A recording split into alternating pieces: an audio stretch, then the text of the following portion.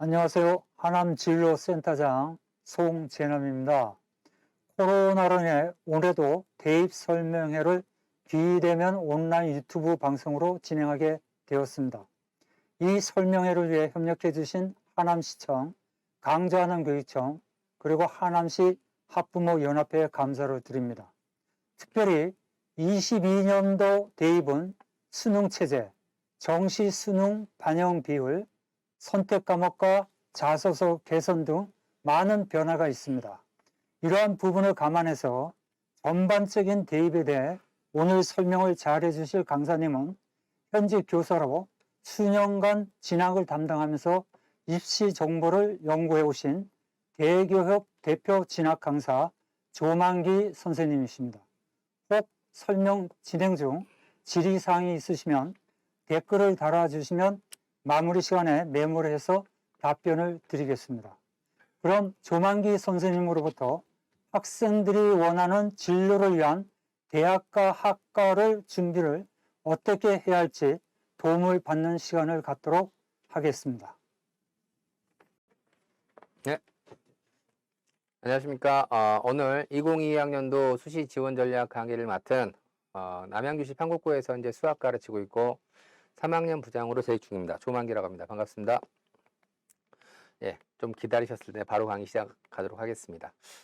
먼저 올해 수시 원서를 쓸 때 좀 고민해 볼 부분들, 주의해야 될 부분들 먼저 말씀을 드리겠습니다. 먼저 수시에 합격을 하게 되면 무조건 정시에 원서를 쓸 수 없습니다. 따라서 수시 납치라는 것들을 절대 당해서는 안 되는 거거든요. 여기에서 이제 포인트는 일반 대학뿐만 아니라 전문 대학에 합격을 해도 무조건 정시에 원서를 쓸 수 없게 되니 본인이 정시에 갈 수 있는 지원선을 잘 파악을 통해서 수시의 지원 전략을 잡는 게 중요하다는 말씀을 드리고 싶고요. 일반 대학 기준으로는 6개밖에 원서를 쓰지 못하는 거 아시죠? 만약에 학생과 학부모가 5개를 쓴 상황에서 서로 다른 장소에서 동시에 서로 다른 대학교에 원서를 썼다고 칠게요. 그러면 7개가 되는 거잖아요. 동시에 썼다고 하지만 분명히 그 대기업 그 원서 접수 시스템에 들어가는 것에는 분명히 순서가 6번째와 7번째가 있을 겁니다. 그럼 당연히 7번째 대학교를 무조건 취소를 해야 됩니다.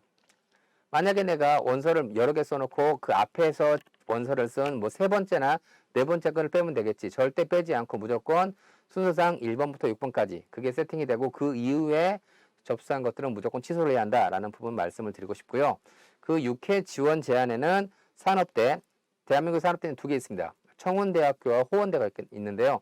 산업대나 전문대 또 특별법에 의해 설치된 대학들은 6회 지원 제한에서 제외가 됩니다. 예를 들어 지금 현재 원서가 끝난 사관학교들, 경찰대학들 여기는 이제 곧 1차 시험이 진행되겠고요. 광주과학기술원, 카이스트, 지스트, 디지스트, 유니스트 같은 과학기술원, 그 다음에 서초동에 있는 한예종, 그 다음에 한국전통문화대학 이렇게 11개 대학이 6회 지원전에 빠지고요. 그리고 이제 보통 폴리텍 대학교 또 빠집니다. 거기 이제 또 하나 올해 좀 유념할 게 뭐냐면 전라남도 나주에 켄텍 공대라고 하는 한국에너지공과대학이 새롭게 설립이 되었습니다. 여기는 한전에서 에너지에 대한 부분들을 관련해서 이번에 새롭게 올해 설립된 대학으로서요. 보통 대학 입장에서는 1.5 플러스 마이너스 정도의 내신 성적에서 에너지에 관심이 많은 그런 학생들을 선발하고자 합니다. 역시 6회 지원자는 제한이 되고요. 일반 전형으로 90명을, 그 다음에 기초생활수급자와 농어촌을 5명씩 해서 수시에서는 100명을 선발할 계획을 가지고 있으니 혹시 그 대한민국의 에너지와 관련된 문제에 대한 관심 있는 친구들은 이 켄텍 공대 한번 신경 써주시면 고맙겠습니다. 자, 만약에 수시 원서를 썼어요. 합격되면 제일 좋겠죠. 중요한 건 뭐냐? 내가 원서를 썼는데 내가 합격했는지 불합격했는지 왜 대학이 나한테 알려주지 않지? 예, 대학은 개개인 학생한테 모두 알려줄 의무가 없습니다. 대학은 전체적인 합격자 정보를 입학 홈페이지에 공지만 해도 그것으로 끝나게 됩니다. 따라서 내가 개별적으로 합격됐는지 안 했는지는 반드시 본인 스스로가 확인을 해야 되는 거고요. 합격자 통보를 받았을 때 가만히 있으면 합격이 되느냐? 아닙니다. 분명히 합격자 통보를 받았을 때 내가 그 대학에 등록을 하겠다라는 그 의사를 표현해야 됩니다. 그 표현이 뭐냐면 바로 등록 확인 예치금이라는 걸 반드시 납부기간 내에 납부를 해야 됩니다. 저도 저희 학교에서 과거에 국민대학교 비실기 전형으로 미술대학교 엄청나게 들어가기 어렵거든요. 거기 합격한 친구가 있었는데 예, 등록 예치금이 4시까지였는데 4시 10분에 입금을 해서 예, 불합격됐습니다. 반드시. 그리고 그 등록 예치금은 반드시 하나의 대학에만 등록을 해야 됩니다. 하나의 대학. 만약에 이게 여러 곳에 등록을 하게 되면 이중 등록이라고 해서 나중에 불이익을 당할 수 있게 됩니다. 그러면 내가 6개 원서를 썼습니다. 1번이 제일 가고 싶고 6번이 그나마 제일 좀 가기 그래요. 그랬을 때 1번부터 6번 순으로 있는데 내가 1번, 2번은 떨어지고 3, 4, 5에 등록 다 합격했습니다. 그러면 당연히 제일 가고 싶은 3번 대학에 등록을 하게 되겠죠. 반드시 하나만 등록하니까. 그런데 조금 있다가 2번 대학에서 추가 합격됐다고 연락이 오는 거예요. 그럼 어떻게 하면 되느냐? 먼저 현재 3번 대학에 현재 예치금을 내고 등록하겠다고 밝힌 거잖아요. 그럼 3번 대학에 먼저 연락을 해야 됩니다. 나 다른 대학으로 갈 거니 3번 대학에서 등록을 하지 않겠습니다. 포기하겠습니다. 그리고 나서 2번 대학에 등록을 하게 되면 됩니다. 만약에 이 상황에서 다시 또 제일 가고 싶은 1번 대학에서 연락했다가 하면 똑같은 과정을 2번 대학에 먼저 연락을 하고 그 다음에 등록 포기 의사를 밝힌 후에 1번 대학에 등록을 하면 됩니다. 그러면 앞에서 납부한 예치금은 어떻게 되나요? 예, 나중에 돌려받을 수 있습니다. 그러나 바로 돌려주지는 않습니다. 아시겠죠? 자, 올해부터 그 대학교 입시에서 공정성이란 부분과 윤리성이란 부분들을 굉장히 강조를 많이 하고 있습니다. 그래서 그 윤리성이나 공정성을 위반하면 불합격 처리를 하겠는데요. 먼저 첫 번째, 복수 지원. 아까 말씀을 드렸죠? 6개만 원서를 쓸 수 있습니다.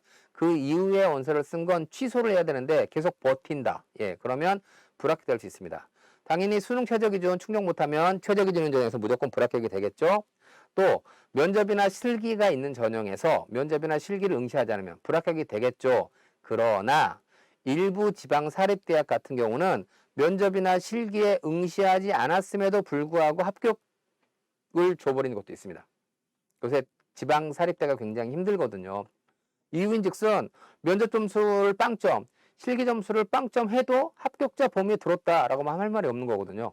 그래서 그런 부분들, 제출 서류를 제출하지 않거나 불성실하게 작성한 자 역시 마찬가지로 불합격 처리가 돼야 되는데 일부 지방대학에서는 그럼에도 불구하고 합격, 그 순간 정시 원서를 쓸 수 없게 되는 거예요. 아시겠죠?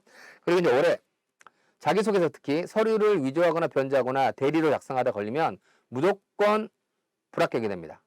자기소개서는 반드시 개인 스스로 담임선생님의 도움을 받아서 작성하기를 부탁드리겠습니다. 자, 올해 이제 원서 접수 일정인데요. 9월 10일 금요일 날 시작해서 금, 토, 일, 월, 화 14일 날 마감하게 됩니다. 총 5일 동안 원서 접수 기간이 진행이 되는데 대학들은 이 중에서 3일만 진행을 하면 됩니다. 자, 올해 이제 중요한 포인트가 여기 있습니다. 아까 처음에 이제 발표를 하게 되면 내가 6개 원서를 썼는데 3곳에서 합격자 통보를 받았어요. 그럼 그 중에 한 곳만 등록을 하는 기간이 12월 17일에서 20일까지입니다. 그럼 20일 날까지 딱 했어요. 어떤 친구가 3개 합격을 했는데 하나만 등록을 했다. 그럼 나머지 2개 대학에서는 다른 친구를 뽑아야겠죠. 그게 바로 뭐냐? 수시 미등록 충원 합격 통보 기간입니다. 이게 올해는 12월 21일부터 27일까지 총 7일 동안 진행이 됩니다. 참고로 작년에는 5일 동안만 진행됐거든요. 이틀이 늘었죠. 그래서 서울대학교는 작년 기준으로는 추가 합격을 2번 발표했는데 올해는 3번 발표한다고 했고요. 연세대와 고려대는 작년까지 3번 했는데 올해는 4번 하기로 했습니다. 이렇듯 올해 미등록 충원 기간이 늘었으니 그만큼 추가 합격 통보를 받을 수 있는 기회가 늘어났다라고 생각하시면 될 것 같습니다. 이 시즌에가 크리스마스가 끼어 있잖아요. 그래서 올해는 수시의 적극적인 지원 전략이 크리스마스 선물, 추가 합격이라는 아주 큰 크리스마스 선물을 받을 확률을 키운다라는 부분들의 말씀을 드리고 싶습니다. 이게 이따가 제가 오늘 강의 총정리를 할 때 굉장히 중요한 단서가 되겠습니다. 자, 올해 원서 접수 마감일. 그래서 금요일 날 시작하잖아요. 3일만 하면 된다 했더니 서울대학교는 정말 3일만 합니다. 12일 날 일요일 날 마감합니다. 그리고 이제 대부분의 대학교가 14일 날 화요일 날 마감을 하는데 일부 대학교 13일 날 마감하는 일부 대학교가 있습니다. 보시면 연세대라든가 고려대라든가 이런 좋은 대학도 있죠. 물론 다 좋죠. 대학들은. 그죠? 그러나 상대적으로 명지대학교라든가 한양대 에리카 등 학생들 입장에서는 저 대학을 무조건 반드시 원서를 써야 돼 라고 하기에는 조금 애매한 대학들이 13일 날 마감을 합니다.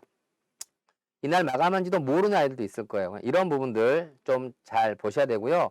이 경쟁률은 만약에 18시에 마감한다. 그러면 18시까지 실시간 경쟁률을 보여주냐? 보여주지 않습니다. 보통 그날 마감하는 날 12시부터 2시까지 12시나 1시나 2시 이 3개의 시간 중에 1개의 시간에 그때까지 등록한 경쟁률을 보여주고 그 다음부터 마감하는 시간까지는 경쟁률을 공유하지 않습니다. 깜깜이의 시간이 한 최소 3시간 이상 되게 되는데요. 이럴 때 굉장히 다양한 변수가 발생합니다. 내가 경쟁률만 쳐다보고 있는데, 내가 이 대학교 점수로 합격은 못하겠지만, 보니까 이 학과가 지금 현재 경쟁률이 1대1도 안 되네, 미달이네. 그러면 이 정보는 나만 봤으니까 내가 원서를 쓰면 나만 보고 나만 합격을 하겠지? 그런데 그렇게 최종 공개된 경쟁률이 미달인 학과가 실제로 그 다음날 아침에 공개된 최종 경쟁률을 보면 경쟁률이 거의 중간 이상으로 올라가 있는 경우도 있습니다. 왜? 그런 것만 보고 원서를 쓰는 그런 친구들이 있기 때문에요. 그래서 마지막에 미달된 경쟁률을 보고 이건 나만 받겠지? 라고 생각하는 사람들이 부지기수로 많다. 그런 어떤 합격성과 상관없는 경쟁률을 보고 지원하는 전략은 물론 유의미할 수도 있겠지만 무의미한 경우가 훨씬 다반사다라는 말씀 드리고 싶습니다. 자, 학생부 종합전형 같은 경우는 자기소개서를 입력해야겠죠. 이건 역시 입력 마감 시간을 지나면 입력이 되지 않고 불합격됩니다. 아시겠죠? 대부분은 일요일날 마감하니까 월요일날, 월요일날 마감하니까 화요일날, 화요일날 마감하니까 수요일날 이런 식으로 마감하는 그 다음날까지 자기소개서를 쓰게 합니다. 자, 이제 여기서 뭐가 있느냐. 내가 생활기록부를 봤을 때 A학과도 원서를 쓸 수 있을 것 같고 B학과도 쓸 수 있을 것 같아요. 그런데 A학과를 쓰겠다고 마음을 먹고 자기소개서를 썼는데 막상 원서를 쓰려고 하다 보니 A학과는 경쟁률이 너무 터진 겁니다. 너무 높아요. 그러나 B학과는 경쟁률이 낮게 형성되는 겁니다. 이럴 때 B학과로 지원 전략을 바꿔볼까? 문제는 뭐죠? 이럴 때 자기소개서를 쓴 부분들을 B학과로 다시 한번 바꿔야 되는 거잖아요. 특히 1번과 2번 공통문항 같은 경우는 학업 역량, 전공 적합성, 인성이기 때문에 그나마 상관없지만 3번 대학교 자율문항 있는 경우는 학과 중심으로 지원 동기를 물어보기 때문에 이건 반드시 바꿔야 되는 거거든요. 그럴 때 이렇게 하루에 시간을 주는 것보다는 이틀 또는 사흘 또는 열흘까지 시간을 주는 이런 대학교에 원서를 쓰는 경우라면 조금 더 자기소개서의 변경에 조금 더 유리하진 않겠지만 여유를 가질 수가 있겠죠. 그리고 이게 올해 고등학교 1학년인 2024학년도부터 자기소개서가 이제 사라지게 됩니다. 대학들 입장에서는 그런 부분들을 미리미리 좀 대비하자 해서 당장 올해부터 뭐 고려대, 상명대, 서강대, 숙대, 외대, 한양대, 단대, 아주대, 한양대, 리카든 상위권 대학교들도 올해 자기소개서를 받지 않는 대학들이 굉장히 늘었다라는 부분에 말씀을 드리고 싶고요. 그러면 그럴수록 더 학교생활기록부가 굉장히 중요해질 수밖에 없겠죠.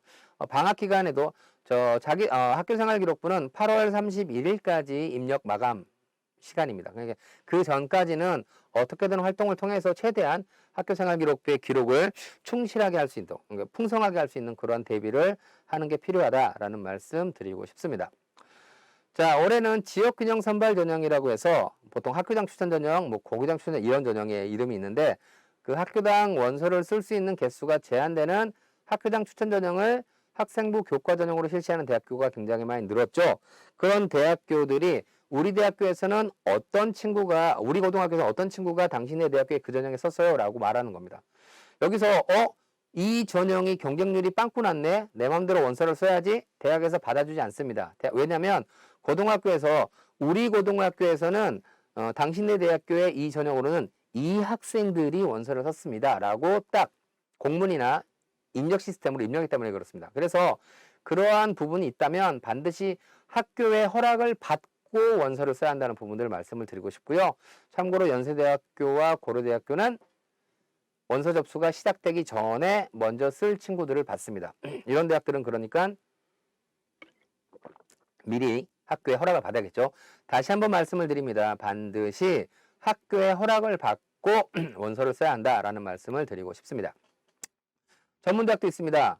전문대학 같은 경우는 수시를 1차와 2차로 구분해서 원서 접수가 진행됩니다. 이때 전문대학, 보통 일반 대학에도 합격한 이후에 졸업하고 나서 취업이 안 돼서 다시 전문대학 유턴한 친구들도 있거든요. 그래서 전문대학에 관심을 갖고 있는 친구라면 전문대학은 수시 1차와 수시 2차로 구분돼서 원서 접수가 진행이 되는데요. 전문대학에 관심 있는 친구라면 반드시 1차의 원서를 쓰는 게 굉장히 유리합니다. 이유는 뭐냐? 참고로 1차는 수능 보기 이전에 원서 접수 마감되는 게 1차고요. 2차는 수능 본 이후에 마감되는 게 2차입니다. 왜 1차가 유리하냐? 1차에서 훨씬 더 많은 인원들을 선발하기 때문에 그렇습니다. 실제로 합격선도 수시 1차가 더 낮게 형성되는 게 일반적인 상황이다라는 말씀 드리고 싶고요. 저는 개인적으로 올해 수시는 새롭게 리셋된 수시입니다. 전혀 기존의 어떤 전형과는, 기존의 작년까지의 어떤 수시와는 굉장히 다르다. 그럼 어떻게 다르냐? 한마디로 말씀을 드리면 작년까지는 고등학교 3학년 일반고 고3 재학생이 9월 14일 날 원서 접수가 마감이 끝나면 이제 나의 고3 수험 생활은 끝났다. 이젠 좀 편하게 운전면허도 좀 따고 이렇게 생활해야지 라고 하는 학생들이 굉장히 많았고, 그래도 되는 전형들이 굉장히 부지기수로 많았습니다. 근데 올해는요, 감히 말씀을 드리면 9월 14일 날 내 고3 수험 생활이 끝나는 게 아니라 11월 18일 날 내 고3 수험 생활이 끝난다 라는 생각으로 수능 때까지 최선을 다해서 열심히 노력했을 때 원하는 결과를 얻기가 유리한 그러한 수시로 바뀌었다라는 말씀을 굉장히 강조를 드리고 싶습니다. 추가 모집이란 게 있습니다. 정시에서 대학교가 뽑고자 하는 인원들을 다 뽑지 못했을 때 그것들을 다시 한번 뽑을 수 있는 기회를 주는 게 바로 추가 모집이거든요. 올해 2월 달에 발생한 현재 대학교 1학년 학생들의 추가 모집 현황입니다. 보시면 여기 인원으로 제가 이렇게 소팅을 한 거고요. 여기는 비율로 소팅을 한 겁니다. 참고로 경기도 화성에 가면 신경대라고 있습니다. 간호학과도 있는 곳인데요. 73.6% 무슨 말이냐? 이 대학교는요, 수시하고 정시를 통해서 자신이 올해 뽑고자 하는 신입생의 4명 중에 1명밖에 선발하지 못했다는 얘기입니다. 4명 중에 3명을 뽑지 못했다는 얘기예요. 여기는 13개 대학교가 절반을 뽑지 못했어요. 그럼 어이구, 추가 모집 선생님, 이런 대학들 지방에 있거나 종교 관련 대학으로 학생들의 선호도가 낮은 대학이잖아요. 올해 2월 달에 발생한 인서울대학의 추가 모집 선발 인원입니다. 보시면 홍익대, 과기대, 숭실대, 외대, 세종대, 명지대, 광운대, 국민대, 동국대 학생들이 굉장히 가고 싶어하는 대학이죠. 이런 대학들조차도 정시에서 다 미처 선발하지 못해서 추가 모집이 올해 선발 인원을 한 겁니다.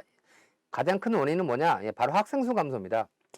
이 서울에 있는 대학들도 수능을 응시하는 인원이 줄어드는 상황에서는 자기가 뽑고자 하는 인원들을 정시에 많이 배치했을 때 그 인원들을 미처 선발하지 못하는 상황이 발생할 수 있다라는 것들을 올해 인서울에 있는 대학교들도 경험을 했다. 이 부분이 제가 올해 예상하는 수시 지원 전략에서 굉장히 중요한 변수가 될 가능성이 매우 높습니다. 마지막 즈음에 총정리할 때 이 부분을 다시 한번 짚어드리도록 하겠습니다. 자, 올해 어쨌든 지금 현재 6월 3일 날 모의고사 성적, 그리고 오늘 제가 지금 방학인데 오늘 보니까 7월 7일 날 봤던 7월 모의고사 성적표도 오늘 출력이 가능하도록 나와 있더라고요. 네. 어쨌든 3월달, 4월달, 7월달 모의고사보다는 그래도 졸업생과 함께 경쟁한 6월 3일 날 모의고사 성적이 실제로 수능 성적과 가장 준하게끔 인식을 하고 그 성적을 기준으로 수시에 원서를 써야 합니다. 그러나 그럼 6월에서 내가 성적이 안 나왔으니까 무조건 그러냐? 그렇진 않겠죠. 어쨌든 6월 모의고사도 과정인 거죠. 물론 수능 보기 한 9일 전에 9월 1일 날 9월달 모의고사를 또 평가원에서 치르는 대수능 모의고사를 치르게 되는데, 참고로 이 모의고사 성적은 실제로 완성된 등급을 확인하지 못하고 원서를 쓰게 되는 거죠. 이게 올해부터 수능 성적 산출 방법이 바뀌었잖아요. 작년까지는 사교육에서 그 모의고사가 보면 그날 가채점 등급컷을 발표하는데 이게 거의 좀 정확했습니다. 하지만 올해 제가 발표된 걸 보면 국어와 수학 같은 경우에 공통 과목과 선택 과목의 평균과 표준 편차라는 부분들에 의해서 점수가 형성되다 보니까 그 사교육의 어떤 그 등급컷이 그렇게 썩 정확하게 맞지는 않다라는 느낌이 들거든요. 어쨌든 그럼에도 불구하고 6월과 7월, 9월 1일 모의고사 성적들을 바탕으로 실제로 11월 18일 날 어떤 성적이 나올 것인지를 감안해서 수시에서 원서를 써야 되겠죠. 6월 모의고사 성적 대비에 비해서 수능 때 재학생에서도 성적이 올라간 학생들이 최소 40% 이상은 됩니다. 그래서 무조건 좌절하지 말고 최선을 다해서 아까 말씀드렸죠. 11월 18일까지 노력을 한다면 유의미한 결과를 분명히 얻을 수 있다라는 말씀 다시 한번 드리고 싶습니다. 자, 그러면 올해 수시는 어떠냐? 다시 한번 강조합니다. 예년의 수시하고는 완전히 다른 새 판입니다. 리셋, 리스타트라고 말씀을 드릴 수가 있겠는데요. 그 이유는 뭐냐? 올해 고3 친구들이 중학교 3학년 때 그 당시에 고등학교를 선택할 때 그 당시에 2018년 8월 달에 대입제도 개편안이 발표가 됐습니다. 이미 대입제도가 개편됐다라는 거죠. 근데 거기에 다시 2019년 11월 달에 대입제도 공정성 강화 방안이라는 게 추가로 발표가 됩니다. 즉 애초 발표된 개편안에 또 다른 규칙이 더 얹혀지는 거죠. 그럼 애초에 대입제도 개편안은 뭐였냐? 전국에 있는 모든 대학교는 수능으로 30% 뽑아라. 그게 힘들면 학생부 교과로 30% 뽑아야 된다. 이게 대원칙이었다면 거기에 대입제도 공정성 강화 방안에 의해서 16개 대학교 이따 앞에 설명을 드리겠습니다. 상위권 굉장히 학생들이 선호하는 대학교는 수능으로 40% 이상 뽑아라. 언제? 현재 고등학교 1학년 때까지. 하지만 최대한 목표를 빨리 맞춰라 라고 이 기준이 새롭게 발표가 되었습니다. 그리고 또 올해부터 새롭게 교육과정이 작년부터 바뀌었지만 진로 선택 과목의 성적이 성취평가제로 적용이 되는 건 올해부터 적용이 되죠. 그러니까 내신 성적 산출 방법도 바뀌었죠. 거기다가 올해부터 수능도 새롭게 바뀌었죠. 그렇죠? 거기다가 수능으로 뽑는 인원이 늘어났죠. 그러다 거기다가 이따 말씀을 드리겠지만 학생부 교과 전형도 늘어났습니다. 그러면 수능 늘어났고 학생부 교과 늘어나면 계속 다 늘어날 수는 없겠죠. 무언가는 줄어야 되겠죠. 당연히 종합전형이 줄게 되겠죠. 그럼 어떻게 될까요? 작년도에 보통 우리가 수시에 원서를 쓸 때 올해 내 점수가 몇 점이고 작년도에 몇 점대가 합격을 했어. 그러니까 원서를 쓸 수 있을까 없을까 이 고민으로 원서를 쓰게 되는 거거든요. 그러나 교과 전형과 수능 전형에 뽑는 인원이 늘었다. 합격선이 떨어지겠죠. 종합 전형으로 뽑는 인원이 줄었다. 합격선이 올라가겠죠. 그런데 이 상황에서 올해 점수를 작년도 점수에 비해서 합격 가능하네 불가능하네 이렇게만 보고 원서를 쓰는 건 올해는 굉장히 위험하다라는 말씀 드리고 싶습니다. 그러면 올해 이렇게 그 대학교 입시를 완벽하게 바꾼 원인이 바로 이 대입제도 공정성 강화 방안이거든요.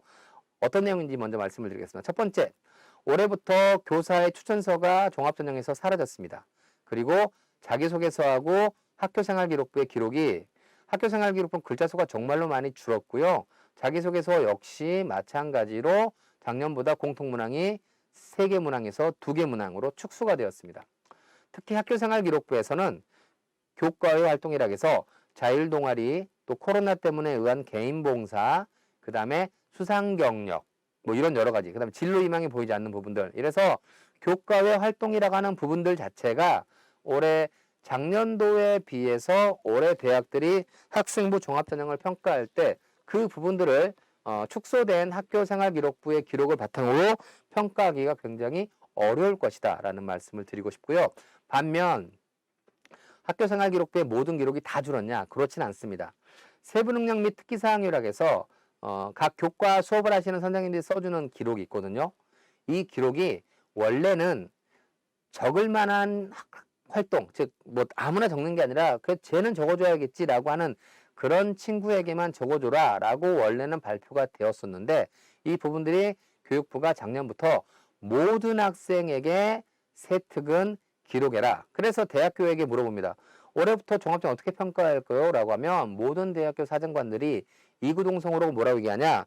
올해부터는 세부능력 및 특기사항 중심으로 평가를 할 수밖에 없지 않겠습니까? 라고 얘기를 합니다. 그래서 아까 말씀드렸다시피 다시 한번 8월 31일까지 세부능력 및 특기사항에 조금이라도 추계할 수 있을 만큼의 활동들을 물론 무조건 하지 마시고요. 교과 선생님한테 먼저 허락을 받고 나서 그런 추계할 만한 활동들을 하시고 그런 것들이 학교생활기록부에 더 기록될 수 있는 노력이 필요한 시점이다라는 말씀을 드리고 싶고요. 16개 대학교 계속 강조하죠. 이 16개 대학은 어떻게 되는 거냐? 보통 우리가 상위 15개 대학을 서연고, 서성안이, 중경외시, 건동, 홍숙 이렇게 얘기합니다. 그 15개 대학에서 이화여대와 홍익대가 빠지고 거기에 숭실대, 광운대, 서울여대가 포함된 16개 대학입니다. 이 대학교가 수능 전형으로 뽑는 인원이 대폭 증가했어요. 작년도에는 이 16개 대학교 기준으로 수능으로 뽑는 비율이 28.9, 약 10명 중에 3명을 뽑았는데요. 올해는 38.8, 약 10명 중에 4명을 뽑습니다. 그러면 3명 뽑다 4명 뽑다 1명 늘은 애가 아니죠. 3명 뽑다가 4명 뽑는다는 얘기는 작년도 정시 선발 인원보다 약 3분의 1이 늘어난 겁니다. 그럼 어떻게 될까요? 당연히 합격선은 떨어지게 되겠죠. 그렇죠? 자, 거기에다가 올해는 지역균형 선발 전형이라고 해서 학교당 원서를 쓸 수 있는 개수가 제한되는, 즉 학교장 추천 전형을 수도권, 서울, 인천, 경기권에 있는 대학교만 10% 이상 뽑으라고 교육부가 권고를 했습니다. 그래서 여기에 의해서 지역 규정 선발 전형을 학생부 교과 전형을 실시하는 대학이 약 43개 대학교가 있습니다. 그 대학교가 작년보다 늘었겠죠, 당연히. 그런데 대학교 입장에서는 교과 전형을 실시할 때 뭐가 제일 두려울까요? 다른 게 아니라 너가 어느 고등학교에서 내신 1등급을 맞았니? 이게 제일 두려운 겁니다. 왜? 기껏 내신 성적이 좋다고 학생을 선발했는데 이 친구가 우리 대학교에서 공부를 미처 잘 따라가지 못하면 어떻게 될까요? 그럼 그 친구가 중도에 그만두게 되면 대학 입장은 굉장히 손해인 겁니다. 그렇죠? 그러니까 우리 대학에서 공부를 미처 따라갈 수 없는 친구들이 있다면 그런 친구들은 선발되는 것들을 미연에 방지를 해야 되겠죠. 그래서 대학들은 뭘 보느냐? 학생부 교과 전형에서 적어도 우리 대학에서 공부를 하려면 수능에서 이 정도 등급은 맞아야 되지라고 하는 수능 최저 기준을 적용합니다. 따라서 올해 수능 최저 기준을 적용하는 학생부 교과 전형의 선발 인원이 늘었어요. 그래서 제가 아까 말씀드린 크리스마스 선물, 제가 예상하는 올해 크리스마스 선물은 수능 최저 기준을 충족한 친구들에게 크리스마스 선물이 주어질 가능성이 매우 높다라는 말씀을 강조하고 싶습니다. 실제로 2021학년도 작년도 고3과 올해 고3을 비교해 볼게요. 빨간색이 그 그룹에서 가장 많이 선발하는 전형이거든요. 전국으로 따지면 학생부 교과 전형으로 가장 많이 선발합니다. 하지만 하남시에 있는 학생이 전국에 있는 모든 지역의 대학교를 갈 필요는 없겠죠. 이왕이라면 5호선 타고 가장 가까운 수도권 대학에 가는 게 가장 수월하겠죠. 그렇죠? 그래서 보면 작년도 기준으로는 학생의 선호도가 높은 대학으로 가면 갈수록 종합전형으로 뽑는 비율이 올라가는 거 보이시죠? 제일 많이 뽑았습니다. 그런데 올해는 수도권과 서울에서 보면 종합이 아닌 교과에서 많이 뽑습니다. 이게 바로 뭐냐면 아까 앞에서 설명을 드린 16개 대학교의 정시 선발이 늘어난 부분들이 바로 이렇게 됩니다. 물론 최상위권으로 올라가게 되면 아직까지는 종합입니다. 그러나 이것도 전년 대비 비교를 하면 빨간색이 전년 대비 줄어든 거거든요. 대학교의 상황이 좋아지면 좋아질수록 종합전형의 선발 비율이 줄어든 거 보이시죠? 반면에 수능으로 뽑는 인원이 늘어난 거나 학생부 교과전에 뽑는 인원이 늘어난 거 보이시죠? 이러한 부분들이 제가 보기에는 올해 종합전형의 선발 비율이 줄었다. 보세요. 뽑는 인원이 줄었어요. 근데 그대로 원서를 쓰면 어떻게 될까요? 경쟁률은 올라가겠죠. 경쟁률이 올라가면 합격선도 올라간다라고 이해하시면 됩니다. 반면에 수능으로 뽑는 인원이나 교과로 뽑는 인원이 늘어났죠. 늘었는데 지원자가 별로 없다. 그러면 경쟁률은 떨어지게 되겠죠. 경쟁률이 떨어지는 부분들은 합격선 하락과 연결됩니다. 분명히 그러한 부분들이 올해 유의미하게 교과전형, 종합전형, 수능전형에서의 그런 부분들의 합격선의 변화가 유의미하게 일어날 것이다 라고 예상을 하고 있습니다. 그럼 선생님, 수능으로 뽑는 인원이 가장 저렇게 늘어났으니 실은 수시보다 정시로 가는 게 더 수월하지 않을까요? 라고 말씀할 수도 있어요. 그렇죠. 그래서 그 아까 앞에 있는 16개 대학교에 작년에 한 국회의원이 국정감사 때 자료를 요구했어요. 너희 대학교 앞으로 저렇게 수능으로 뽑는 인원이 늘어난다고 하는데 정시에서 재학생과 졸업생의 합격 비율이 어떻게 돼? 했더니 졸업생이 차지하는 비율이 약 3명 중에 2명입니다. 자, 다시 앞으로 넘어가 볼까요? 수능으로 뽑는 일이 이렇게 많잖아요. 예, 많아요. 하지만 여기에서 재학생의 비율은 3분의 1입니다. 그럼 약 33명. 여기서 재학생이 차지하는 비율은 11명이겠죠. 학생부 종합전형 약 30명이죠. 하지만 종합전형에서 재학생이 합격하는 비율은 90%가 넘습니다. 그럼 여기서 재학생이 차지하는 비율은 27명입니다. 뽑는 인원은 늘 많지만 실제 합격하는 인원을 본다면 그래서 재학생 기준으로는 여전히 수시에서 학생부 교과와 학생부 종합전형으로 지원 전략을 잡는 게 맞다라는 말씀을 드리고 싶습니다. 자, 그래요. 올해 대입의 특징은 뭐냐? 제일 오른쪽에 있는 게 올해 고3입니다. 정시 늘었습니다.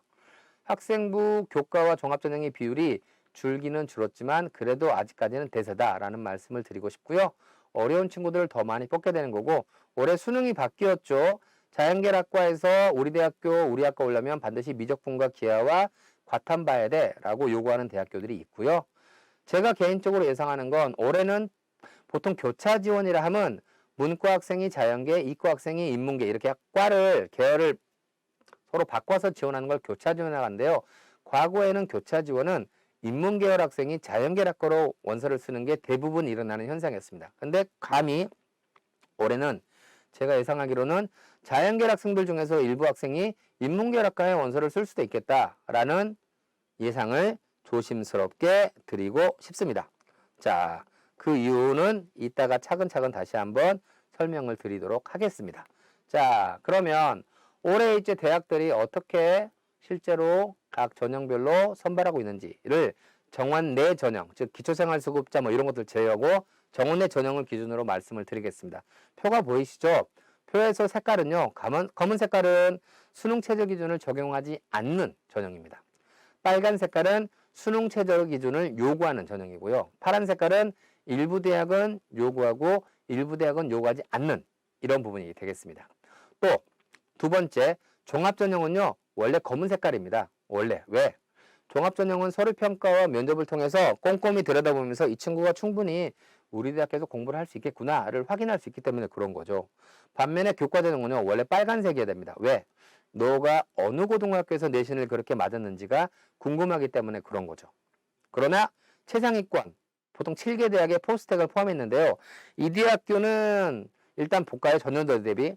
종합전형의 비율 줄어든 거 보이시죠? 48.8, 약 50%에서 40%, 거의 한 16% 가까이 줄었습니다. 보이시죠? 16% 가까이, 17% 가까이 줄었는데요. 이런 부분들이 합격선에 영향을 주겠죠. 반면에 교과전형은 작년보다 약 5%가 늘었네요. 그렇죠. 왜 그러냐면 연세대학교, 서강대학교, 성균관대학교가 원래 교과가 없었거든요. 근데 올해 새롭게 생겼습니다. 자, 최상위권이다 보니까 종합전형이 검은색이어야 되는데 너무 최상위권이다 보니까 또 하나의 어떤 장치를 두는 거죠. 왜? 너무나도 내신도 좋고 활동도 좋을 거잖아요. 그러니까 하나의 평가 장치를 더 두는 겁니다. 수능 체제도 통과해야지 라는 부분들. 그래서 종합전형을 원래 준비하는 친구들은 수능 체제에 대한 고민을 하지 않는데 최상위권이다 보니까 종합전형을 준비한 친구들도 수능 체제 기준을 준비해야 한다라는 말씀들 드리고 싶고 이 그룹의 대학들은 1점대 내신들의 학생들이 각축을 이룬다라고 이해하시면 될 것 같습니다. 학생부 교과전형은요. 연세대학교는 수능 체제를 요구하지 않는 대신에 면접을 이화여대도 면접을 요구합니다. 그러면 내신 성적만으로 뽑는 제일 높은 대학교는 한양대학교가 유일하다. 고려대, 서강대, 성균관대 교과전형을 뽑으면서 수능 최저 기준을 요구한다. 그러면 수능 최저 기준이 충족되지 않는 친구들 입장에서는 그림의 떡이 되겠죠. 그렇죠? 네. 그렇게 예상합니다. 두 번째 그룹입니다. 이 그룹은 2점대 친구들이 원서를 쓴다라고 이해를 하시면 될 것 같아요. 그럼 당연히 1점대 학생들보다는 2점대 학생들의 숫자가 더 많겠죠. 그러니까 이 그룹의 경쟁률이 앞페이지의 그룹보다는 더 높게 형성됩니다. 그런데 이 그룹의 종합전형의 감소 비율 보세요. 작년도 41, 거의 약 42에서 32로. 그죠? 어마어마하게 감소했죠. 이 그룹의 종합전형의 감소 비율이 가장 큰데 상대적으로 이 그룹의 8개 대학교의 학생들이 선호하는 대학들입니다. 그러다 보니까 이 그룹의 경쟁률이 굉장히 높게 형성됩니다. 작년도에 제일 낮은 데가 거의 15대 1이었어요. 그러면 자 보세요. 작년에 4명 뽑는데 15대 1이었어요. 그럼 60명이 원서를 쓴 거죠. 근데 올해 3명 뽑습니다. 약. 그렇죠? 그럼 60명이 그대로 원서를 쓰면 경쟁률은 20대 1에 육박하겠죠. 또 하나의 포인트가 뭐냐? 종합전형의 경희대학교 네오 르네상스 전형에서 수능 체제를 올해 뒀습니다. 원래 종합전형은 검은색이잖아요. 그죠? 그러니까 종합전형을 준비한 친구들은 수능 체제를 준비하지 않는데 이 종합전형의 감소 비율이 이렇게나 큰데 거기에다가 경희대는 최저까지 둔다. 제가 보기에는 이 그룹의 올해 종합전형의 경쟁률이 어마무시하게 높게 형성될 거다. 반면에 교과전형은요. 여기 전년 대비 늘었죠. 경희대학교, 건국대학교, 동국대학교 역시 교과전형을 실시하지 않는 대학에서 올해 교과전형을 실시합니다. 당연히 합격선 앞페이지에서부터 줄 거예요. 떨어질 거예요. 여기가 더 떨어지겠죠. 일반적으로 교과와 종합을 원서를 쓸 때 어떻게 쓰죠? 보통 학생들은 교과전형보다는 종합전형을 선호합니다. 이유는 교과전형이 더 높게 합격선이 잡히고 종합전형이 더 낮은 내신이어도 활동을 통해서 합격하기 때문에 그래서 종합전형을 거기다 종합전형은 수능 체제도 두지 않기 때문에 그래서 학생들은 종합전형을 더 선호하거든요. 근데 올해는 제가 보기에는 교과는 합격선이 떨어질 거고요. 종합은 합격선이 올라갈 겁니다. 그러면 내신 성적만 가지고 이 그룹을 비교한다면 저는 개인적으로 교과 전형의 합격선과 종합 전형 합격선이 저는 거의 비슷하게 형성될 가능성이 매우 높다고 생각합니다. 그럼 단 차이는 뭐냐? 차이는 뭘까요?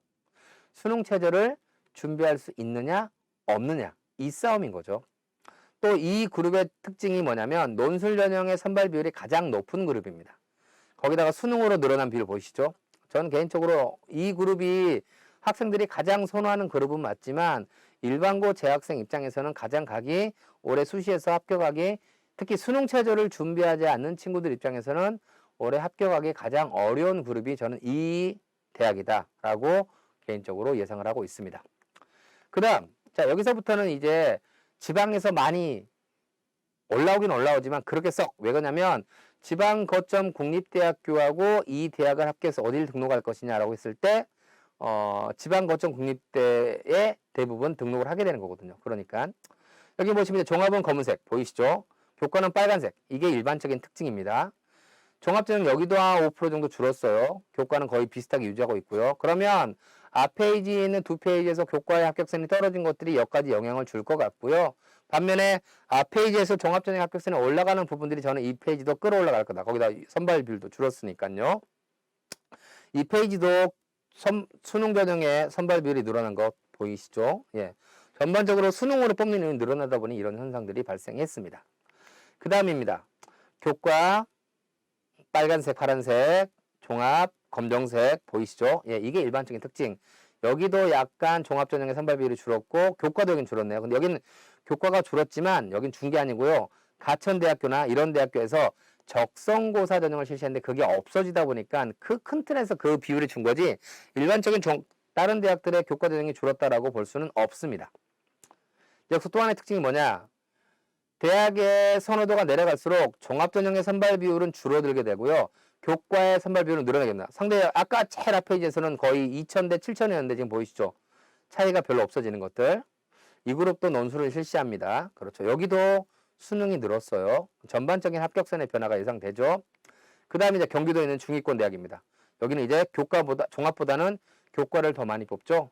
그리고 이제 여기 경기도까지 내려오면 교과에서도 수능 체제를 적용하지 않는 게 아니라 못하는 대학들이 발생하게 됩니다. 종합을 실시하지 않는 대학들도 보이고요. 그렇죠? 수원대도 작년에 논술을 실시하지 않은데 올해 논술을 신설해서 실시하고 있습니다. 네. 그 다음에 지방거점 국립대. 참고로 하남에서는 그나마 가까운 데가 강원대, 뭐 충북대 정도 되겠죠. 자, 지방거점 국립대 특징은 뭐냐? 예, 수능 최저 기준이 걸리는 교과 전형에 대한 선호도가 높다라는 거죠. 교과가 작년보다 늘었죠. 종합은 역시 줄었고요. 이런 비율 보이시죠? 지방거점 국립대학교의 장점이 뭐가 있을까요? 제일 큰 장점은 납부금이 싸다. 그렇죠? 그러나 올해부터는 제가 생각하기에는 아주 큰 장점이 하나 생깁니다. 바로 뭐냐? 보통 좋은 취업이라고 하면 대기업과 공기업 취업을 얘기하는데요. 올해부터 참고로 공기업은 모든 본사가 다 지방에 있습니다. 수도권에 공기업 본사가 단 한 곳도 없습니다. 그런데 올해부터 공기업이 신입사원을 뽑을 때는 반드시 지역 인재를 30% 이상 선발해야 되는 게 의무사항이 생겼습니다. 올해부터 법으로 의무사항입니다. 그럼 여기서 말한 지역 인재가 뭘까요? 그 지역에 태어난 아닙니다. 그 지역 고등학교 졸업자 아닙니다. 여기서 말한 지역 인재는 뭐냐? 그 지역에 있는 지방대학 졸업자입니다. 이 지방대학교를 좀 살리겠다라는 어떤 의도가 강한 거죠.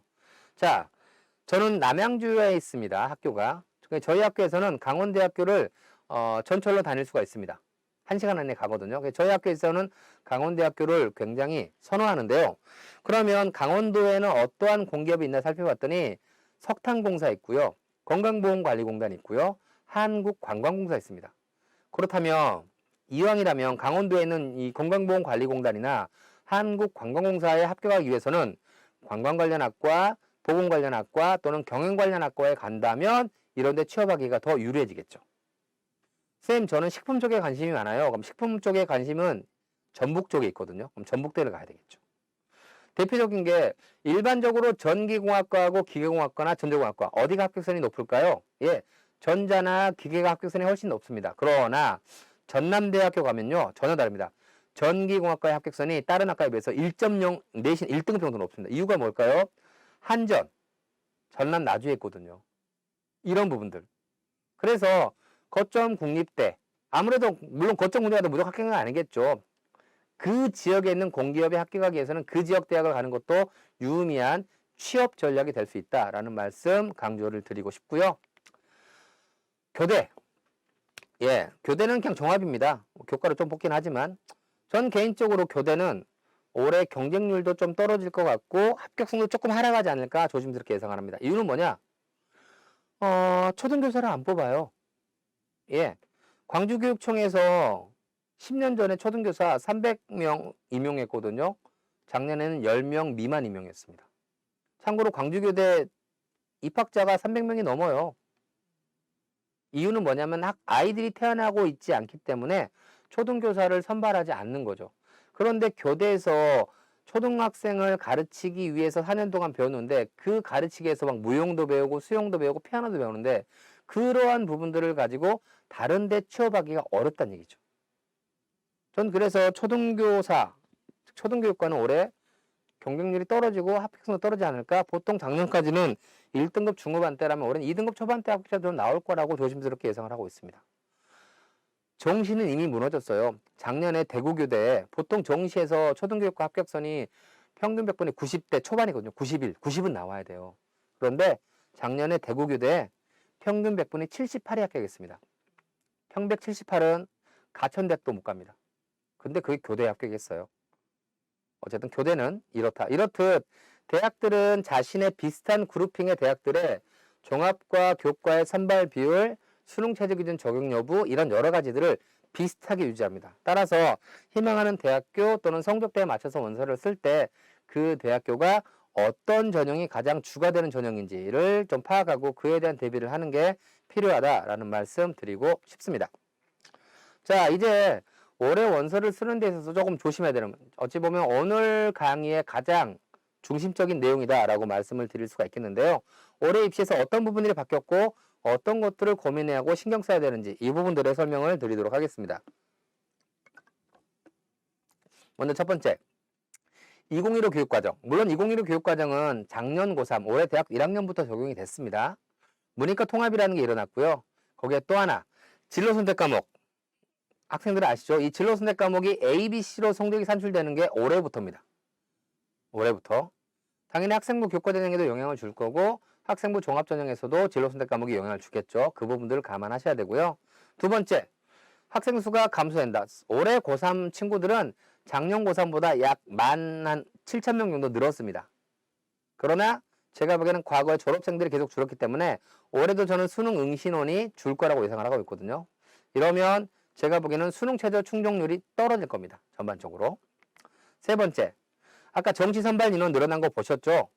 정시 선발 인원이 늘어나게 되면 자연스럽게 정시 합격선은 떨어지게 되는 겁니다. 그런데 제가 아까 수시 납치를 당하지 않아야 한다고 말씀을 드렸죠? 즉 뭐냐? 내가 정시에 이 정도 대학에 갈 수 있는데 수시에 더 낮은 대학 가면 안 되는 거잖아요. 그러면 결론은 수시에 원서를 쓸 때 가장 먼저 우선적으로 파악해야 되는 게 뭐냐면 내가 정시에는 어디까지 갈 수 있니? 이 부분을 파악해야 되는 거죠. 그런데 작년 대비 올해 정시 선발 인원이 늘었으니 올해 정시 합격선은 떨어지게 될 겁니다. 그러니까 모의고사 성적이 조금 잘 나오는 학생들 입장에서는 올해 정시에 난 여기까지 갈 수 있으니라는 부분들을 통해서 과감하게 수시에 원서를 쓰는 친구들, 그런 친구들이 전 늘어날 거라고 예상을 하고 있는 겁니다. 그 다음에 학생부 종합전형에서 어느 지역, 어떤 고등학교 학생인지 이런 것들을 파악할 수 없게 됐습니다. 작년부터. 거기다가 아까 말씀드렸죠. 학교 생활기록부의 기록이 굉장히 줄었다라는 부분들, 자기소개서가 줄었다, 추천서가 없어졌다, 이런 부분들. 그래서 올해 세부능력 및 특기사항 중심의 서류평가가 진행될 수밖에 없다라는 말씀 강조를 드리고 싶고요. 마지막으로 올해 수능이 새롭게 시작되죠. 제가 보기에는 특히 수학 과목에서 수학 과목의 등급 때문에 자연계열 학생이 인문계열로 거꾸로 역으로 이렇게 교차 지원하는 현상들이 발생할 수도 있겠다라는 예상을 조심스럽게 해보고 있습니다. 이제 하나씩 이런 부분들을 다시 한번 짚어드리도록 하겠습니다. 먼저 작년의 서울대 경쟁률입니다. 인문계열은 지원자가 줄었고요. 자연계열은 지원자가 늘었습니다. 참고로 이게 서울대 지역균형전형이라 해서 학교당 원서를 2장만 쓸 수 있는 전형이거든요. 서울대만 그랬나? 라고 해서 작년도에 상위권 대학교 학생부 교과 전형에서의 원서 지원 현황을 봤더니 한양대학교는 인문계도 줄고 자연계도 줄었는데 인문계가 더 많이 줄었고요. 이화여대 고교추천전형에서는 인문계는 지원자가 줄었는데 자연계는 늘었습니다. 중앙대 학교장 전형에서도 인문계는 줄었는데 자연계는 지원자가 늘었어요. 교과만 저랬을까? 종합전형에서 작년에 경쟁률을 봤더니 역시 경희대 고교연계 추천받는 전형이었는데 인문계 지원자 줄고 자연계 늘었습니다. 건국대학교 내신 성적이 반영되는 종합전형인데 인문계 줄고 자연계 늘었습니다. 동국대학교 추천받는 전형인데 인문계 자연계 둘 다 늘었지만 인문계가 더 조금 늘었습니다. 제가 지금 보여드린 건 1점대 극초반에서부터 2등급 중반대까지 학생들이 원서를 쓰는 전형인데 전반적인 경향이 인문계열 학생들은 지원자가 줄고 자연계열 학생들은 지원자가 늘었어요. 왜 그럴까요? 인문계 학생이 줄고 자연계 늘어서 그럴까요? 그렇지 않습니다. 참고로 올해 현재 경기도에 있는 제가 근무한 학교를 비롯해서 여러 지역에 있는 10개 고등학교를 이렇게 제가 표본을 모아가지고 그 학교 학생들의 2학년 때까지의 성적들을 바탕으로 과학을 많이 들은 친구들을 자연계열로, 사회를 많이 들은 친구들을 인문계열로 구분을 해서 등급대별 비교를 해봤습니다. 그랬더니 상위권에서는 녹색, 자연계열 학생들의 숫자가 더 많은 거 보이시죠? 반면에 하위권에서는 인문계 학생들의 더 숫자가 많은 게 보이시죠? 이걸 갖다가 제가 표로 보여드릴게요.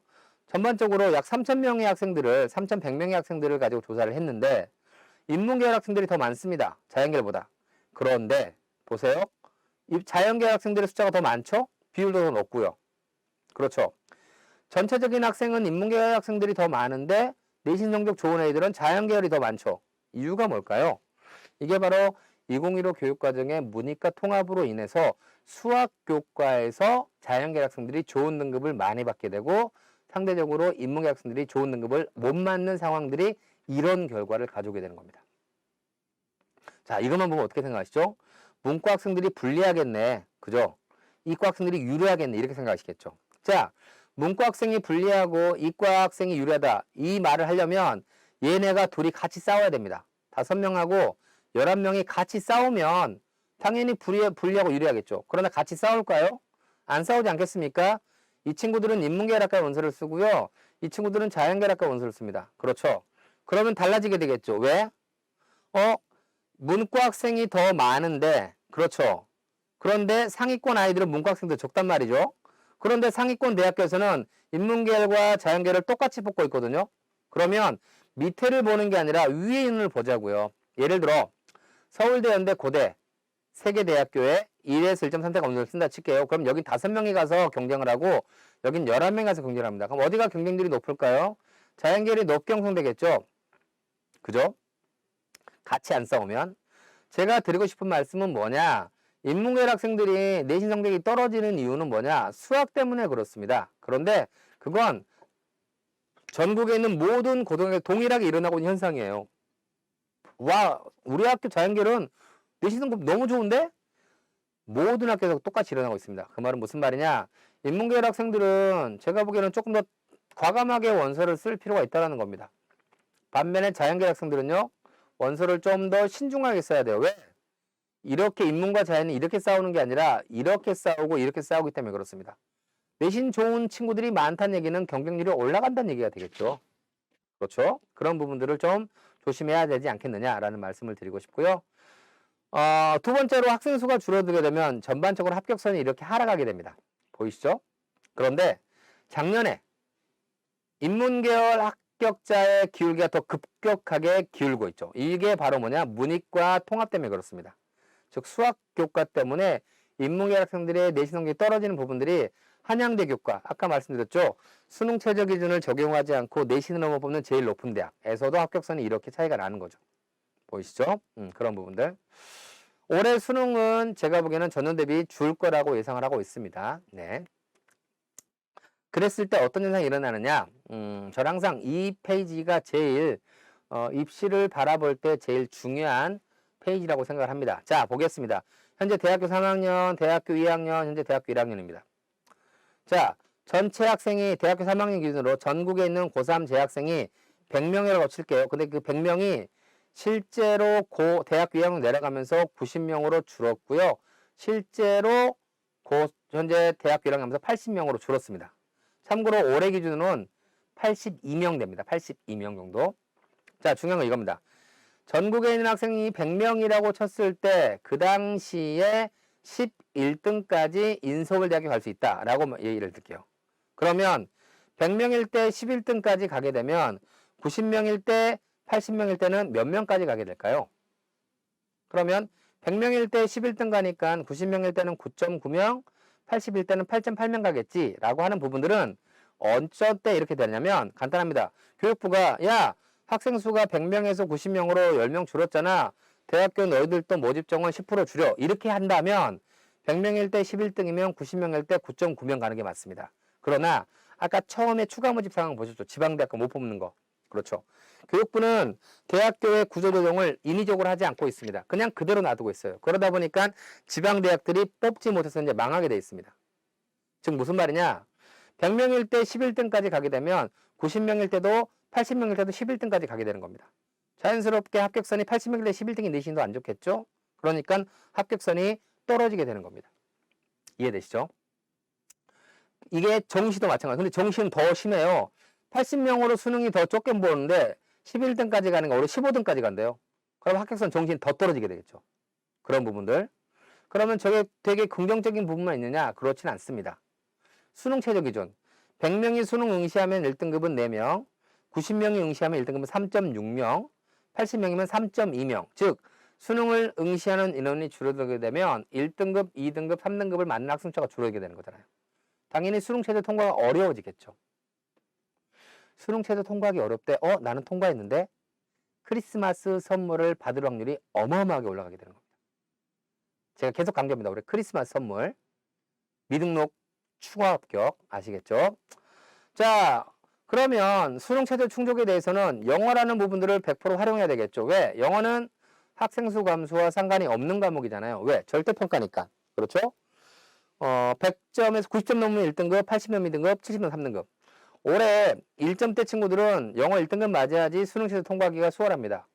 2점대 친구들은 이제 최소한 영어 2등급, 4등급 때까지는 영어 3등급을 맞으면 그로 인해서 수능 최저 기준을 통한 크리스마스 선물을 받을 수 있다라는 말씀을 드리고 싶고요. 참고로 작년 수능에서 영어가 역대 가장 쉽게 나왔습니다. 근데 저는 올해는 작년처럼 저렇게 영어도 쉽게 나오지 않을 것이다 라고 조심스럽게 예상하는 이유가 올해 EBS 연계율이 70에서 50으로 줄어들죠.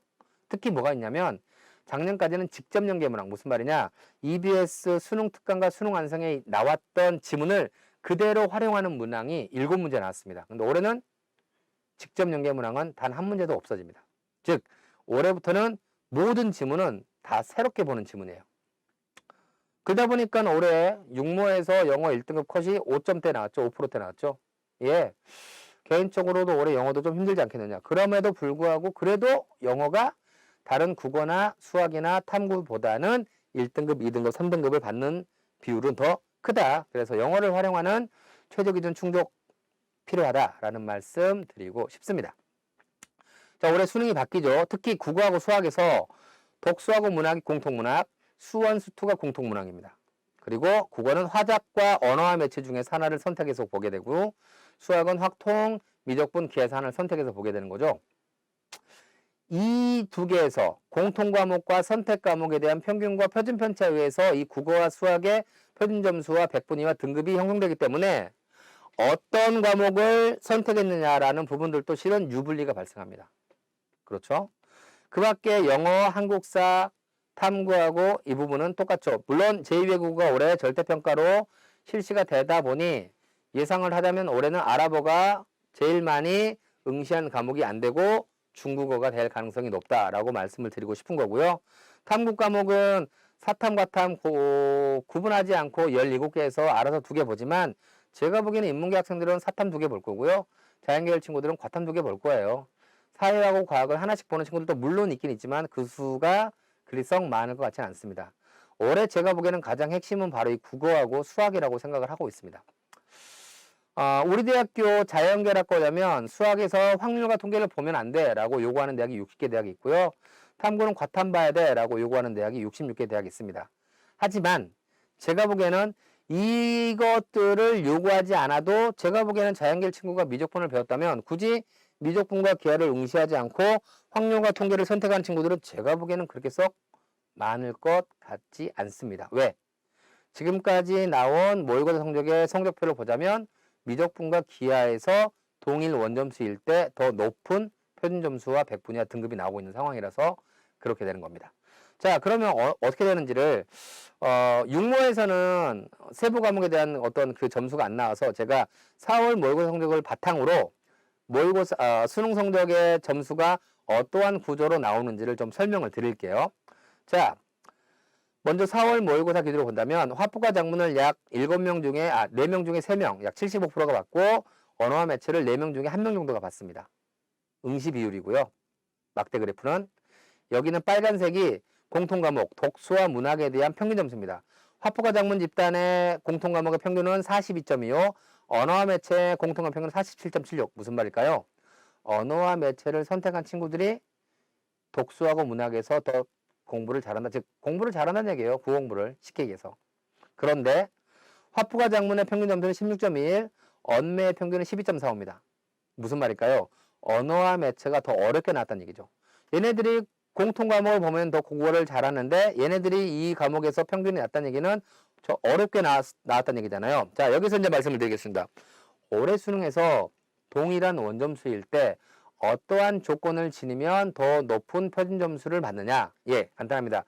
내가 속한 집단의 공통 과목의 평균이 높아야 됩니다. 첫 번째.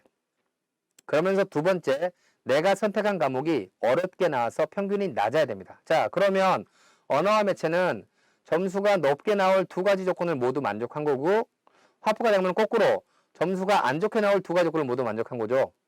평균은 낮고 점수는 높고. 그랬더니 보면 어떻게 되냐. 똑같이 100점을 맞았음에도 불구하고 화작은 표준 점수가 133, 언매는 표준 점수가 139. 6점 차이가 나요. 표준 점수 6점은요. 대학교 한두 개를 건너뛰는 점수입니다. 실제로 4월 모의고사 기준에서 1등급을 맞으려면 130 표준점을 맞아야 되는데 이 맞으려면 화작은 96점을 맞았어야 됐고요. 언매는 89점 맞아야 됩니다. 아까 언매가 더 국어를 잘한다고 했는데 오히려 점수 낮아도 높은 점수가 나온다라는 거죠.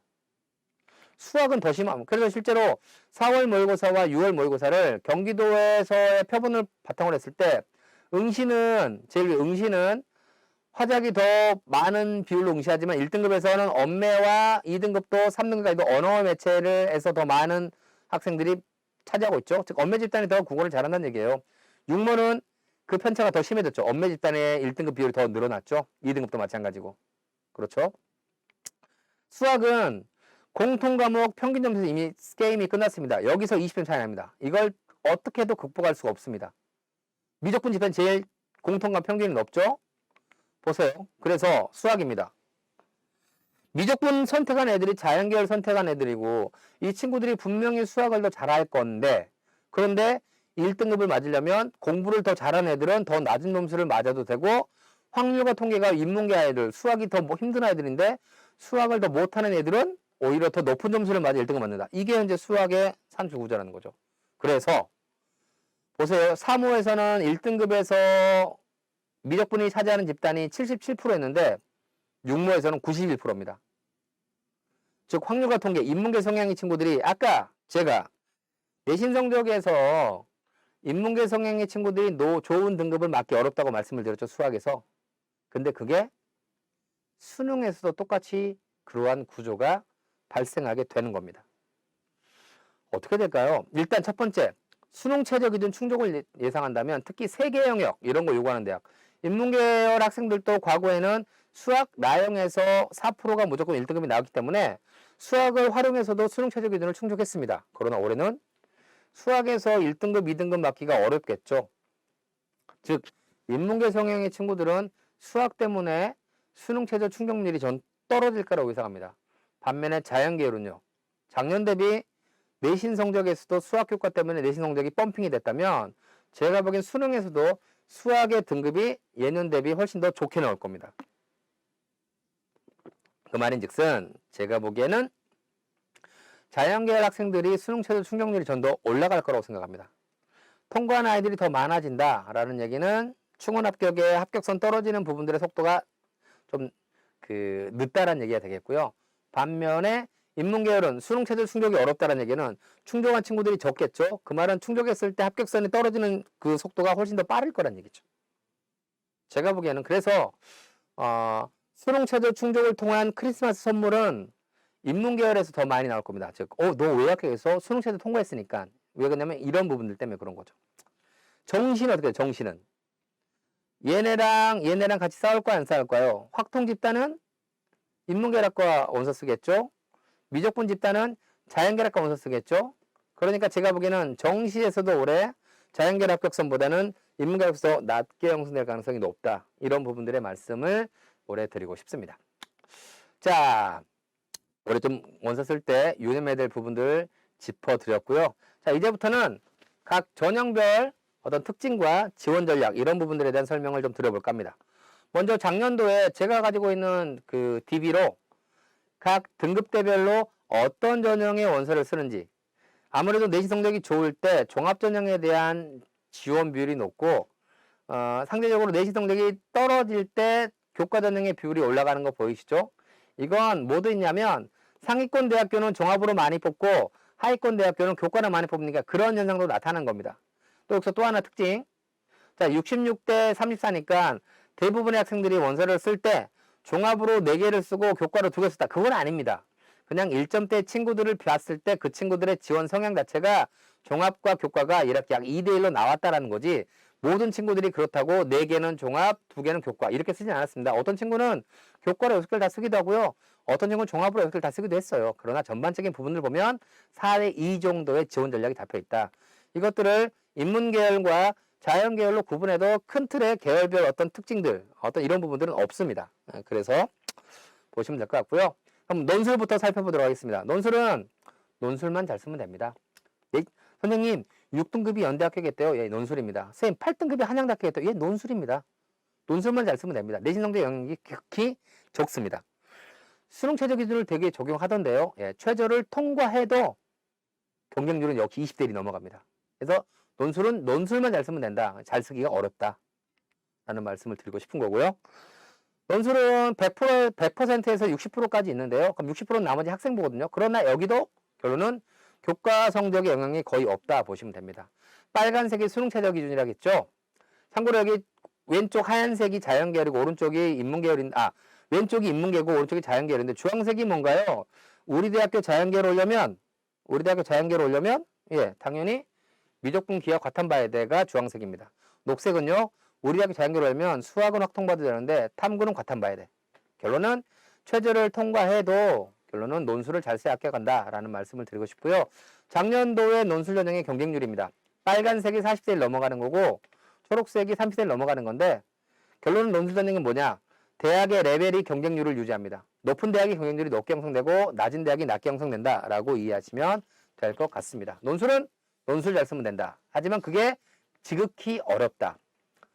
여름방학 때부터 논술학원 일주일에 한 번 다닌다고 논술 실력 오르진 않는다. 까지만 말씀을 드리고 싶습니다. 교과 전형입니다. 제가 보기에는 올해 가장 크리스마스 선물이 많이 나올 전형이 저는 여기라고 생각을 합니다. 대학들은 교과 전형에 대한 합격선 다 공개합니다. 단 중요한 포인트는 뭐냐? 그 대학교 산출 방법으로 공개를 합니다. 이 대학교가 이렇게 높아? 예, 그 대학교의 산출 방법에 의한 겁니다. 반드시 대학교에서 발표하는 학생부 교과 전형의 합격선을 볼 때는 내가 그 대학교 기준에 몇 점인지를 확인하시고 같이 비교를 해야 한다라는 말씀을 드리고 싶고요. 제가 보기에는 올해 교과 전형의 핵심은 수능 최저 기준 11월 18일까지 열심히 공부하자. 이게 저는 올해 여기에 수시 지원 전략의 핵이라고 생각을 하고 있습니다. 볼까요? 스카이, 서성안이, 중경예시, 건동 아시겠죠? 국민대, 숭신대, 세종대, 과기대, 광운대, 명지대, 상명대, 인하대, 아주대, 단국대, 가톨릭, 경기대, 가천대, 그 다음에 한양대, 에리카, 항공대, 서울권 여대, 그다음에 여기는 한성대, 서경대, 삼육대 이렇게 서울권대학교와 경기도 상위권대학교 한번 줄을 세워봤는데요. 교과는 계속 늘어나는 거 보이시죠? 종합은 계속 줄어드는 거 보이시죠? 이 늘고 주는 것 자체가 계속 강조를 드리지만 합격선과 경쟁률에 영향을 줄 수밖에 없다라는 겁니다. 아시겠죠? 교과 전형입니다. 자, 빨간색이 수능 최저 기준이죠. 자, 연세대학교 면접형. 아마 연세대학교는 아마 1.5대 이내에서 아마 1단계 5배수가 아마 형성될 거라고 예상을 하고 있는데요. 물론 인문계열은 좀 더 낮게 형성될 거라고 예상합니다. 포인트는 뭐냐? 그 1단계를 통과한 내신성 점수의 차이가 극히 작습니다. 결론은 연세대학교 포인트는 뭐냐? 면접입니다. 참고로 작년도 기출문제 보세요. 결코 녹록치 않습니다. 굉장히 어려운 그냥 논술 문제를 면접으로 바꿨다라고 이해하시면 됩니다. 따라서 정말로 면접에 대한 준비를 제대로 하지 않으면 내신 1점 정도 떨어질 겁니다. 그 다음에 이화여대도 면접. 동국대학교는 학생부 60에 서류 40인데요. 이 동국대학교는 제가 보기에는 경쟁률이 폭발할 겁니다. 왜? 따라서 이 동국대학교는요. 교과로 생각하지 마시고 종합전형이다라고 생각하시고 원서를 써야 한다라는 말씀을 드리고 싶은 거고요. 빨간색이 뭐냐? 예, 두 대학교가 코로나 때문에 올해 고3 재학생이 힘들겠지. 그러니까 수능 최저 기준을 낮춰줄게. 낮춰준 대학입니다. 대학들 걱정 되게 많이 하고 있습니다. 올해 고3 수험생들이 수능 최저를 충족하기가 되게 어려울 거다라고요. 실제로 아까 보셨죠? 또 대학들이 바보 같은 게 아까 올해 인문계열 학생들이 수학에서 좋은 등급 맞기 어렵다는 거 보여드렸잖아요. 그런데 최저를 보면 오히려 인문계열 최저가 더 자연감이 높습니다. 고려대가 그렇고요. 중앙대도 그랬는데 중앙대는 수정을 했고요. 그죠? 그 다음에 여기 또 보시면 홍익대가 그렇습니다. 이런 대학들. 수능 최저 충족하면 대학들한테 물어봅니다. 올해 교과 전형에서 몇 등급대까지 추가 합격시킬 거예요? 라고 물어보면 거꾸로 얘기합니다. 수능 최저만 충족하면 다 합격시킬 예정입니다. 그 이유는 이따 마지막 총정리 때 다시 한번 짚어드리도록 하겠습니다. 그 다음 대학들 당연히 최저 기준이 조금씩 더 완화가 됩니다. 주황색이 사라지죠. 또 3등급 2개가 중요한 이런 부분들. 역시 포인트는 수능 최저다. 그런데 수능 최저를 충족하지 않으면 작년도도 수능에 대한 부담감 때문에 이렇게 수능 최저 충족하지 않은 광운대나 명지대학교가 경쟁률이 대폭 올라갔어요. 제발 올해 수능 좀 열심히 준비하면 제가 보기에는 이 빨간색 전형들 대개 합격선이 저는 그 꼬랑지 최종 합격선 낮게 형성될 거거든요. 이런 부분들을 잘 좀 활용하셨으면 고맙겠다라는 말씀 드리고 싶은 거고요. 계속 예, 경기도 상위권들 역시 마찬가지 수능 최저 비슷하죠. 3등급 2개. 이 3등급 2개가 서울에 있는 중위권부터 경기도권까지 되게 굉장히 넓은 분포를 가지고 3등급 2개를 맞습니다. 이제 거기에서 대학교 어떤 순위에 따라서 합격선이 형성된다라고 이해하시면 될 것 같습니다. 올해 아무나 원서를 쓰지 못하는 전형, 즉 지역규정 선발 전형입니다. 개인적으로 학교에서 추천을 어떻게 하느냐라는 부분들 반드시 이건 아무나 원서를 못 써요. 다시 한번 말씀드리지만 고등학교에서 정해줍니다. 경쟁률이 빵꾸 나도 고등학교 추천을 못 받으면 원서를 쓸 수 없습니다. 당연히 아무나 원서를 쓸 수 없기 때문에 어떻게 될까요? 경쟁률이 높게 형성되지 않겠죠. 제가 보기에는 올해 핵심 전략은 이렇게 아무나 원서를 쓰지 못하는데 빨간색 수능 최저 기준을 적용하는 이 대학교의 교과 전형. 올해 저는 유의미하게 합격선을 좀 지켜볼 필요가 있겠다라는 거죠. 하남 입장에서는 그나마 교통이 좋으니까 어디든 다 갈 수가 있어요. 그러나 예를 들어서 인하대는 좀 가기 어렵겠죠. 동쪽에 있고 제일 서쪽에 있으니까. 예를 들어 볼게요. 하남에 있는 신장고등학교에서 2점대 중반 친구들이 인하대학교를 써야 되는데 그 친구들이 아마 7명이나 인하대 추천을 받지 않을 거예요. 그러면 이 7장이 빵꾸 날 거거든요. 근데 갑자기 내신 성적 4.0이 넘어가는 친구가 선생님 인하대학교 암도 원서 안 쓰면 제가 한번 써보면 안 될까요? 라고 하는 겁니다. 그럼 고등학교 입장에서는 추천 인원은 아무도 안 쓰다니까 채워야겠죠. 그럼 네가 써라? 그 친구가 씁니다. 당연히 4.0이니까 떨어지겠죠. 떨어집니다. 100%. 그러나 그 친구가 수능 최저를 통과하고 기대하고 있으면 그 친구는 수능 최저를 통과했기에 크리스마스 선물을 받을 자격이 생기는 겁니다. 올해 그런 식의 크리스마스 선물을 받는, 그래서 이렇게 아무나 원서를 쓸 수 없는 대학교에 수능 최저가 있는 전형, 이런 전형들을 적극적으로 공략하는 게 필요하다. 학교에서 아무도 추천받지 않는다면 내가 추천받아야지. 받아서 수능체제 열심히 통과해서 그걸 합격해야지. 굉장히 유의미한 저는 지원 전략이다라고 말씀드리고 싶습니다. 진로 선택 과목을 학생부 교과전형에서 반영하는 대학들이 있습니다. 쌤 B 맞으면 어떻게 해요? B 맞으면 안 되는 대학이 딱 3개입니다. 연세대, 고려대, 서강대입니다. 그런데 연대, 고대, 서강대를 쓰는 친구가 B를 맞는 친구들은 거의 없을 겁니다. 그죠? B를 맞으면 어떻게 되나요? A와 B와 C에 따라서 B를 맞았을 때 등급입니다. 뭐 이렇게 주지는 않겠죠. 대부분 여기 줄 건데요. 말씀드릴게요. 고대 같은 경우는 B 맞으면 평균 등급 0.2 정도 마이너스 될 겁니다. 서강대는 평균 등급 0.1 정도 마이너스 될 겁니다. 즉 B를 맞아도 쓸 수는 있어요. 그러다 B 하나씩 맞을 때마다 특히 고대 같은 경우는 예체능 과목도 B 맞으면 안 됩니다. 어쨌든 그렇다라는 부분을 말씀을 드리고 싶고요. 작년도에 각 등급대 어느 대학에 온서에서 어디 합격을 많이 했는지 보겠습니다. 자 보면 좋은 대학 나오죠. 쭉 보면 고려대학이 2등급이 넘어가도 고려대 왜? 수능 체제를 두기 때문에 그렇습니다. 아시겠죠? 원서는 쓰지만 합격은 고대 보이시죠? 국민대가 2등급 중반대, 가천대가 2등급 중후반대, 경기대 나오죠. 지방거쳐 국립대가 3등급대에서 나오네요. 이런 현상들. 인문계고요. 빨간색은 뭔가요? 작년까지 존재했던 적성고사입니다. 올해는 사라졌습니다. 자연계도 거의 다르지 않습니다. 고려대 보이시죠? 이렇게 낮에도 쓸 수 있는 이유는 높은 수능 최저 기준 때문에 그런 거고요. 고대 나오고 2등급 중반대 똑같이 국민대, 숭실대 나오죠. 2등급 중후반대 가천대 보이네요. 그 다음에 거점 국립대가 계속 보이는 것도 보이는 거 확인하실 수가 있겠죠. 그렇죠. 전국에 있는 DB를 바탕으로 한 거니까 뭐 순천향대, 천안권 대학들 3등급 후반대에서 4등급 초반대 합격되는 것들 보이시는 것도 확인할 수가 있겠죠. 네, 그렇습니다.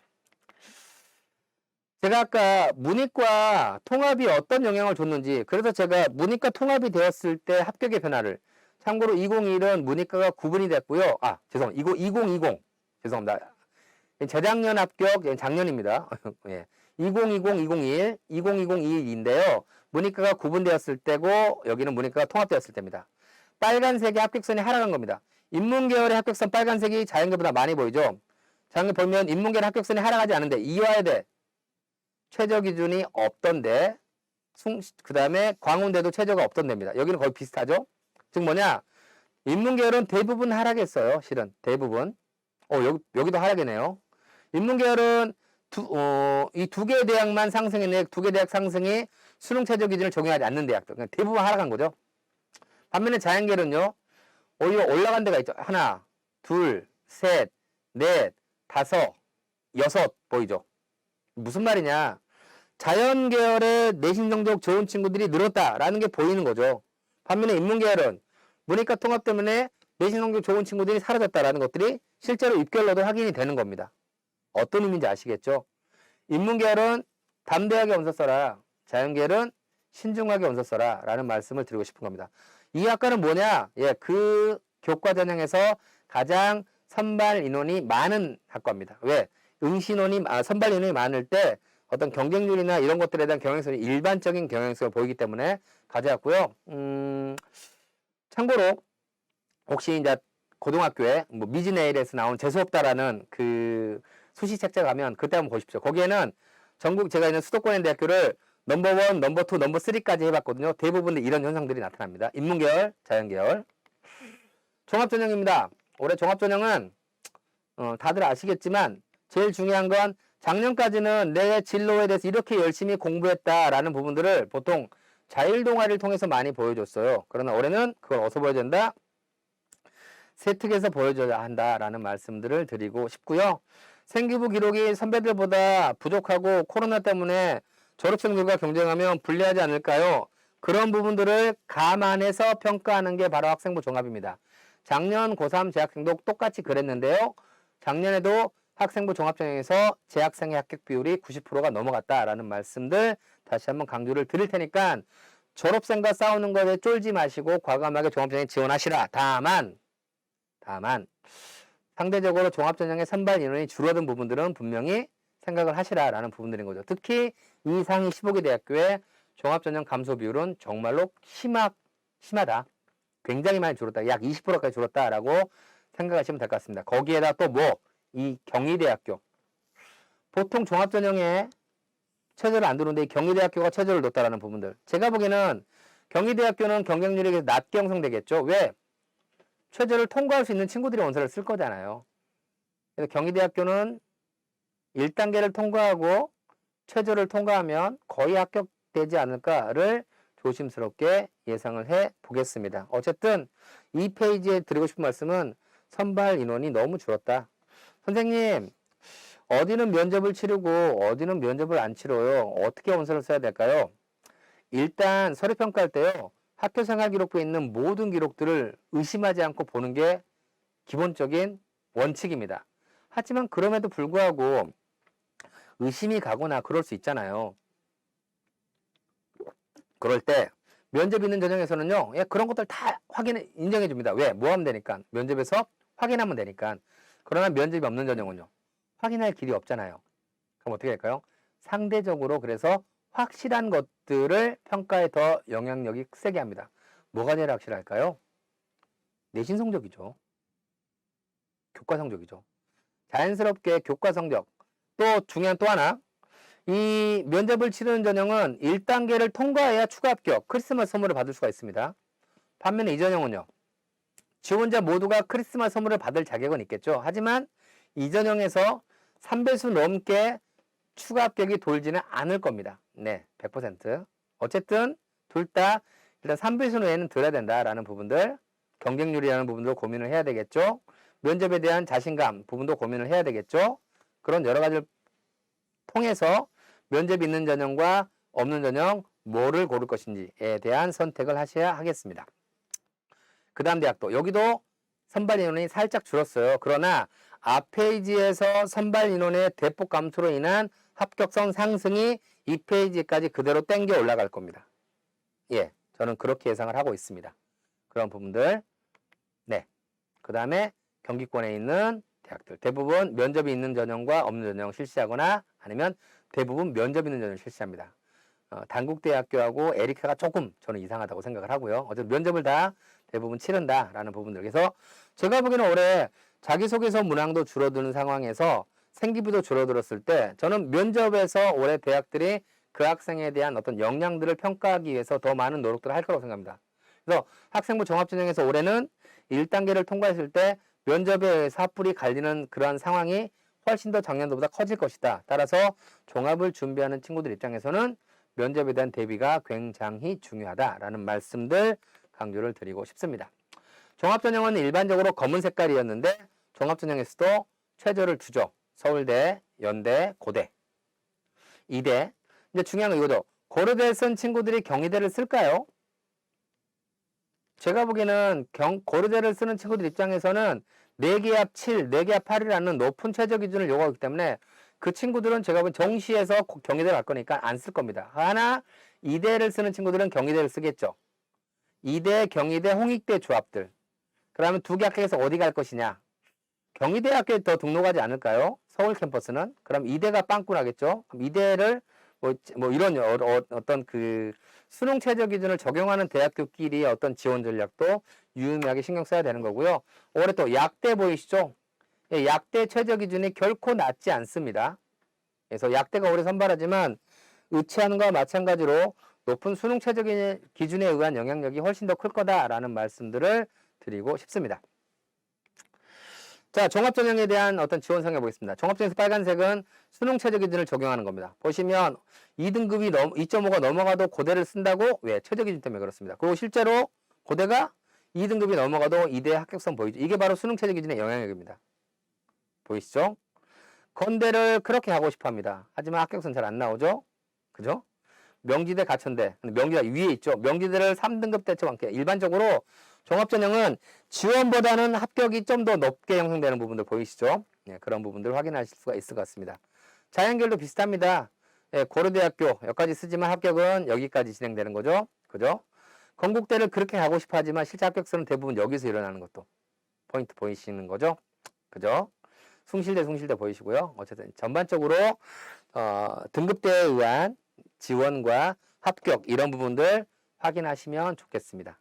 근데 비슷합니다. 이건 이제 큰 틀은 이제 마무리인데요.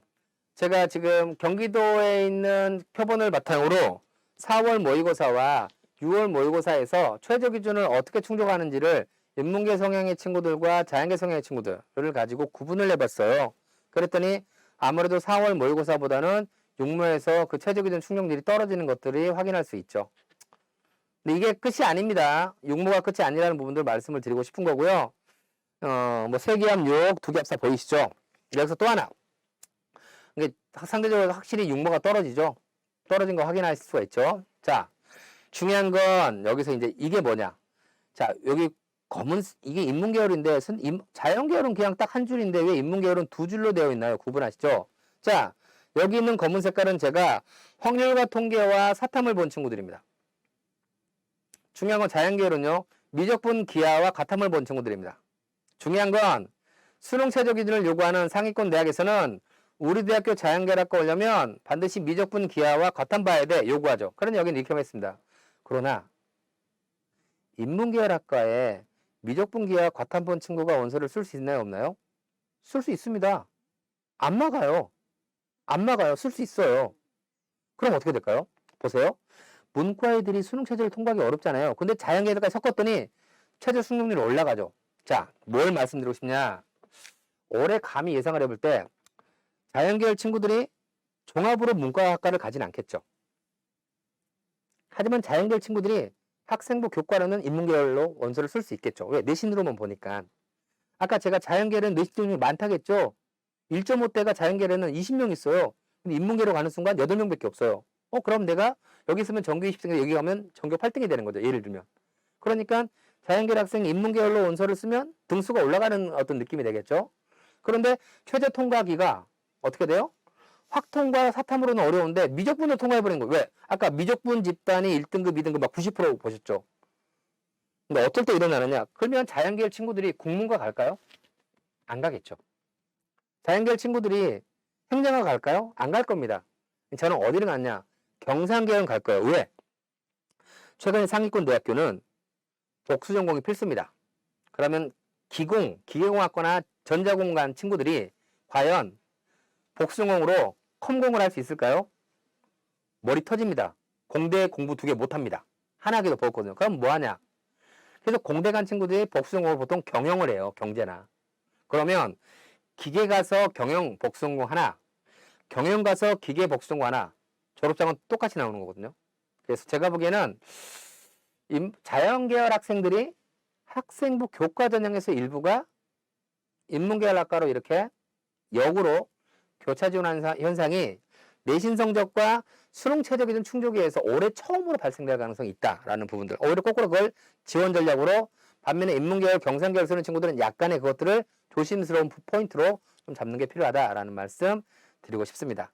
올해 자기소개서가 축소되었죠. 제가 보기에는 1번 항목에 학업 역량, 전공 적합성 활동 2개 쓰는 거예요. 이번에 하나 쓰는 거예요. 그래서 아마 자기소개서 쓰기는 좀 더 수월할 겁니다. 왜? 보통 어떤 소재를 가지고 쓰느냐라는 부분들에 고민이 많았는데 올해는 아무래도 항목이 줄다 보니까 소재 파악은 좀 더 쉬울 것이다. 여기서 또 하나. 상장을 학기당 하나만 세팅하죠. 내가 A 상장을 세팅하고 자기소개서는 학교 생활기를 세팅하지 않은 B 상장을 쓴다. 하지 마십시오. 안 됩니다. 그거 대학에서 평가 못 할 겁니다. 삭제할 수 있습니다. 왜? 자기소개서는 학교생활기록부를 기반으로 쓰는 거잖아요. 여기서 해석하는 학교생활기록부는 이게 아니라 대학이 보는 학교생활기록부입니다. 그래서 수상을 자기소개서에서 언급을 하려면 그 수상 실적을 내가 대학이 보는 수상 실적으로 세팅하는 게 필요하다라는 말씀들 드리고 싶습니다. 올해 종합장 쓸 때 또 하나의 포인트가 뭐가 있느냐? 바로 이겁니다. 어떤 과목 선택에 들었냐? 올해 고3 친구들 2학년에서 3학년 때 어떤 과목 선택했는지 고민하시고 선택했잖아요. 올해 이게 저는 종합전형에서 원서 쓰는데 학과 선택이 굉장히 중요할 거다라고 생각을 합니다. 실제로 제가 작년에 저도 이 연구에 저도 같이 참여를 했었는데요. 작년도에 경희대학교에서 전국에 있는 사정관들에게 설문조사를 했어요. 자연계열학과의 미적분과 기하를 안 배우면 어떻게 할래? 중대한 감정 보이시죠? 자연계열학과의 과학을 많이 안 들었으면 보이시죠? 생명, 화학, 물리기반학과에서 생투, 화투, 물리투 안 들으면 감점 처리 보이시죠? 의대 갈 친구가 생투, 화투 안 들으면 그죠? 전반적으로. 반면 인문계열은 그보단 좀 덜합니다. 인문계열 학생이 사회교과 많이 안 들으면 감점. 그래서 종합전형으로는 자연계열 아이들이 인문계열학과 못 옵니다. 그러나 인문계열에서 심화국어나 고전읽기나 영어 진로 이런 것들 예. 그래도 경미한 감점은 있습니다. 자연계열보단 덜하지만 상경계열 가는 친구가 경제수학이나 경제 안 들으면 보이시죠? 조금. 그래서 인문계열이 조금 덜하긴 합니다. 하지만 자연계열 친구가 미적분을 안 들었다거나 또는 물리기반 친구 공대 가면서 물투 안 들었다거나 이런 부분들은 학과 선정에서 좀 고민을 하셔야 된다라는 말씀들 마지막으로 드리고 싶습니다. 실제로 대학들은 이렇게 그 학생부 종합전에서 이미 작년도부터 이 학생이 지원한 학교에서 개설한 과목들 중에서 어떤 과목 선택했는지 보이시죠? 이것들을 이미 평가에 따른 대학교입니다. 문과 친구인데요. 이렇게 활용하고 있다는 거죠. 그래서 지원하는 학과에 관련된 과목들을 선택해서 들었냐 안 들었느냐 종합전형 원서 쓸 때 조금 신중하게 체크해 보시라라는 말씀 드리고 싶습니다. 거의 마무리네요. 올해 약대가 새롭게 들어오죠. 저는 약대의 입결이 한의학과는 무조건 이길 거라고 생각합니다. 치대가 포인트, 치대를 지방치대는 이기지 않을까? 수도권에 있는 약대가. 참고로 약대도 마찬가지입니다. 높은 수능 최저 기준을 통과하지 못하면 수시에서 아무런 의미가 없다라는 부분들 다시 한번 강조를 드리고 싶습니다. 수시에서도 높은 수능 최저 기준 충족이 필요하다라는 말씀 드리고 싶습니다. 이건 작년도의 저희 학교 상황입니다. 작년도에 저희 학교에서 상명대학교 학생부 교과 전형으로 6명이 원서를 썼거든요. 2점대 초반 합격했죠? 예, 당연히 내신성이 좋은 애 합격했겠죠. 근데 중요한 포인트는 다 얘입니다. 빨간색. 4.16. 이거 서울 캠퍼스입니다. 경제 관련 경제금융이면 되게 좋은 학과인데 여기 4.16이 어떻게 합격했을까요? 내신이 좋아서는 결코 아니겠죠. 예, 이 친구 합격한 이유는 딱 하나입니다. 뭘까요? 얘가 상명대학교 수능 최저 기준을 충족했어요. 또 작년도 저희 학교 강원대학교가 되게 핵심 대학이라고 말씀을 드렸죠. 작년에 강원대학교에 저희가 인문학부에 학생부 교과전으로 7명이 진짜 원서를 썼습니다. 그런데 7명이 원서 썼는데 얘만 합격했어요. 4.09만. 그럼 얘 왜 떨어진지 알겠죠? 내신으로 떨어질 수 없잖아요. 즉 뭐냐? 얘만 최저를 통과한 겁니다. 둘 다 크리스마스 선물 받은 거예요. 받은 이유는 내신이 좋아서가 아니라 수능 최저 기준을 통과했게. 저는 이런 상황이 올해 훨씬 더 많이 발생할 거라는 거죠. 자, 오늘 강의의 마무리입니다. 작년에 학생 수가 대폭 감소했습니다. 그러다 보니 자연스럽게 수시 경쟁률이 하락했습니다. 제가 아까 경쟁률이 하락하면 합격선이 떨어진다라고 말씀을 드렸죠. 당연히 합격선이 떨어지겠죠. 일부 대학에서 야, 우리 수시에서 이 정도 등급대를 뽑아야 돼? 에이, 뽑지 말자. 그냥 정시로 2월 시키자. 정시로 2월 시켰습니다. 그런데 작년에 수능 응시론도 감소했거든요. 당연히 경쟁률이 떨어졌겠죠. 경쟁률이 떨어지면 뭐라고요? 합격선도 하락한다고요. 합격선 하락 괜찮습니다. 뽑기만 하면. 아까 보시죠. 서울에 있는 대학교들도 정시에 있는 인원을 뽑지 못해서 추가 모집까지 늘었다는 거. 여기까지가 작년도에 이런 상황입니다. 문제는 뭐냐? 올해죠. 자, 아까 보셨죠? 작년에는 16개 대학교의 정시 선발 비율이 28.9, 10명 중에 3명이었어요. 근데 올해는 이미 정시 선발 인원이 38.8. 작년도에 수시에서 인원을 2월 시킨 것보다 더 많은 인원이 벌써 정시 출발이 있어요. 이미 정시 선발 인원이 작년보다 많습니다. 그 상황에서 다시 더 이 인원을 늘리기 위해서 수시 정시를 2월 시킬까요? 안 시킬 거예요. 시키면 안 되거든요. 왜? 올해 수능 응시 하락 제가 아까 보였죠. 정시 입결. 대학들이 정시를 왜 해요? 그나마 수능이라도 잘 본 친구들 뽑기 위해서 하는데 아니에요. 올해는 정시 입결 폭망입니다. 이런데 정시를 늘리고 싶겠냐고요. 늘리면 안 된다고요. 그런데 올해 수능 최저 기준, 수능 응시 하락 때문에 최저 기준 통과자 감소할 거로 예상했죠. 그런데 웬걸 충원 작년에는 5일이었는데 올해는 7일이라고요. 이거예요. 올해 대학들의 포인트는. 대학들은 수시에서 정시로 이월시키지 않을 거예요. 그러면 학생부 종합은 1단계를 통과해야지 크리스마스 선물을 받는 거고요. 학생부 교과 전형은요. 수능 체제를 통과하면 크리스마스 선물을 받을 자격이 생기는 거예요. 그래서 올해 입시는 뭐라고요?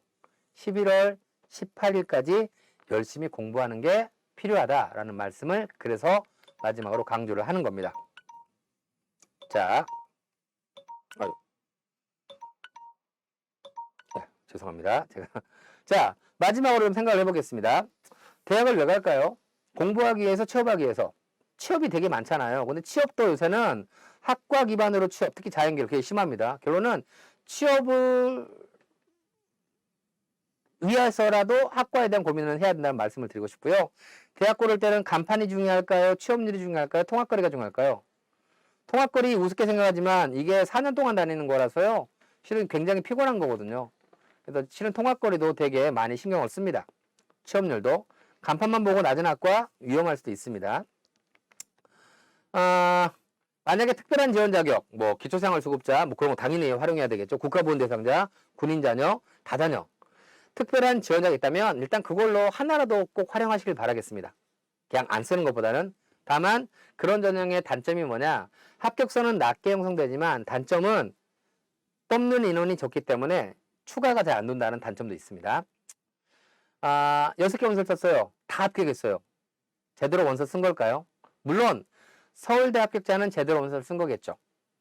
근데 그게 아니라면 너무 낮게 원서를 쓴 건 아닐까라고 조심스럽게 생각해 볼 수 있겠죠. 제일 잘 쓴 건요. 6개에서 다 떨어진 겁니다. 그런데 마지막 날 12월 27일 날 9시에 한 개에 딱 전화를 받는 거예요. 왜? 자신이 갖고 있는 제일 높게 쓴 거죠. 이게 제일 잘 쓴 거예요. 하지만 너무 쫄리잖아요. 제가 보기 6개를 쓸 때 소신, 적정, 안정. 그럼 소신은 한번 질러본다는 거잖아요. 저는 그 지르는 전형에 올해 수능 최저 기준을 활용하는 전형이 필요하지 않을까라는 부분들 말씀을 드리고 싶습니다. 올해는요. 내신 성적 산출 방법, 수능 성적 산출 방법, 종합 교과 수능의 선발 인원 모든 게 바뀌었습니다. 그런데 올해 2.4, 작년에 2.3이니까 합격하겠지? 이런 식의 지원 전략은 굉장히 위험하다. 모든 부분들을 잘 파악해서 수시 지원자를 잡는 게 굉장히 중요하다라는 말씀을 드리면서 제가 지금까지 준비한 강의는 마치도록 하겠습니다. 감사합니다. 잠깐 물 한 모금 마시고요. 1시간 반을. 자, 보니까 제가 강의하는 동안에 그 실시간으로 질문이 올라왔는데요. 2개. 국어를 못하는 학생은 화포가 작문과 언어와 매체 중에 어느 걸 선택해야 될까요? 아까 그 말씀을 안 드렸네요. 그러면 지금 현재는 언어와 매체와 미적분이 유리하니까 그러면 지금까지 화포가 작문을 공부한 친구 언매로 가야 되냐? 그렇진 않습니다. 화법과 작문 집단이 왜 불리한 거죠? 독수와 문학을 못해서 불리한 거예요. 그러면 화포가 작문 아이들이 독수와 문학을 열심히 공부해서 평균을 올리면 유불리는 사라집니다. 아시겠죠? 그래서 문과 학생이 미적분을 갈 수 있나요? 안 배우는데 못 가잖아요. 여기서 가장 중요한 포인트는 뭐냐? 공통과목 정도. 심지어는요. 예를 들어 똑같이 화포가 작문 친구예요. 어떤 친구는 공통과목을 다 맞고 80을 맞았고요. 어떤 친구는 선택 과목을 다 맞고 80 맞았어. 그러면 공통과목 점수가 더 높은 친구가 표준 점수가 높게 나옵니다. 따라서 지금 현재 고민은 만약에 예를 들어서 화포가 작문도 안 했고 언어 매치도 안 했다. 그러면 언어 매치를 선택하는 게 표점 1점이라도 더 높게 받을 겁니다. 근데 그 친구는 이미 언어 매치 선택해도 의미가 없지 않겠습니까? 왜? 그럼 높은 표준, 여기서 수능이라고 하는 것들은 수능의 활용은 2가지죠. 정시에 활용하거나 수시에서 수능 최저 기준을 활용한 건데 현재 화포가 작문과 언어 매치 둘 다 공부 안 했다. 그럼 국어 등급을 통해서 그래도 유의미한 등급이 4등급인데 4등급을 맞을 수 없는 친구잖아요. 그 친구가 없는 걸 선택한다고 해서 유불리가 결론 유불리라는 부분들이 아니라 그것 점수에 활용할 수 없게 되는 거거든요. 제가 드리고 싶은 말은 이겁니다. 국어도 마찬가지고 수학도 마찬가지고 문과 학생이 그러면 어떻게 하라는 얘기냐? 수1과 수2에서 높은 점수를 맞으면 그나마 조금 더 유불리가 불리한 부분이 사라집니다. 그래서 확통이 아니라 수원 수투를 국어도 독서와 문학을 열심히 하는 게 필요하다는 말씀을 드리고 싶고요. 두 번째 친구는 고1인데 이번 1학기 내신을 망쳤는데 지금부터는 논술을 글쎄요. 얼마나 망쳤는지는 모르겠지만 논술로 원하는 결과를 얻기가 왜 그러냐면 논술을 잘 쓴다는 얘기는요. 기본적인 학업 역량이 있다는 얘기거든요. 그리고 아까 말씀드렸죠. 논술 전형은 대부분 뭘 건다고요? 수능 최저 기준을 건다고요. 일반 고학생이 내신 2등급 따는 게 수월할까요? 수능 최저 2등급 따는 게 수월할까요? 내신 2등급이 훨씬 쉽습니다. 그럼 논술은 안 맞아요, 벌써. 논술은 수능 최저인데 내신을 버리면 수능 최저는 나온다? 앞뒤가 안 맞는 거거든요. 제가 보기에는 논술을 준비하는 친구는 어떤 친구들이냐? 모의고 성적이 굉장히 잘 나오는데 내신은 안 나와요. 그럴 때 정시를 가야 되는데 그럼 수시 아무것도 안 쓸 거야? 해서 논술을 쓰는 게 맞는 거죠. 내신이 안 좋은 친구들이 쓰는 게 논술이 아니라 내신보다 수능에도 잘 나온 친구들이 쓰는 게 논술입니다. 따라서 내신을 망쳤다고 해서 논술을 가는 게 아니라 결론 내신을 더 끌어올리기 위한 노력들을 하는 게 필요하다는 부분들의 말씀을 드리고 왜? 그게 훨씬 더 쉽습니다. 50대 1이 넘어가는 경쟁률의 논술을 뚫어서 합격하는 것보다는 내신 공부하는 게 훨씬 더 쉽고 훨씬 더 수월하다는 말씀을 드리고 싶습니다. 예, 여기까지 이제 들어온 질문까지 해서 제가 준비한 내용들은 모두 마치도록 하겠습니다. 이제 센터장님께 마이크를 넘기도록 하겠습니다. 네, 조만기 선생님 수고하셨습니다. 오늘 이 설명회를 다시 보고 싶거나 보지 못한 학생, 학부모님들은 하남혁신교육지구센터 유튜브로 들어오시면 오늘 설명회를 보실 수가 있습니다. 내일 오전 중으로 터치해 놓도록 하겠습니다. 하남 지역의 학생들과 학부모님들에게 유익한 정보가 되시길 바랍니다. 이것으로 2022 하남시 온라인 대입 설명회를 마치도록 하겠습니다. 감사합니다.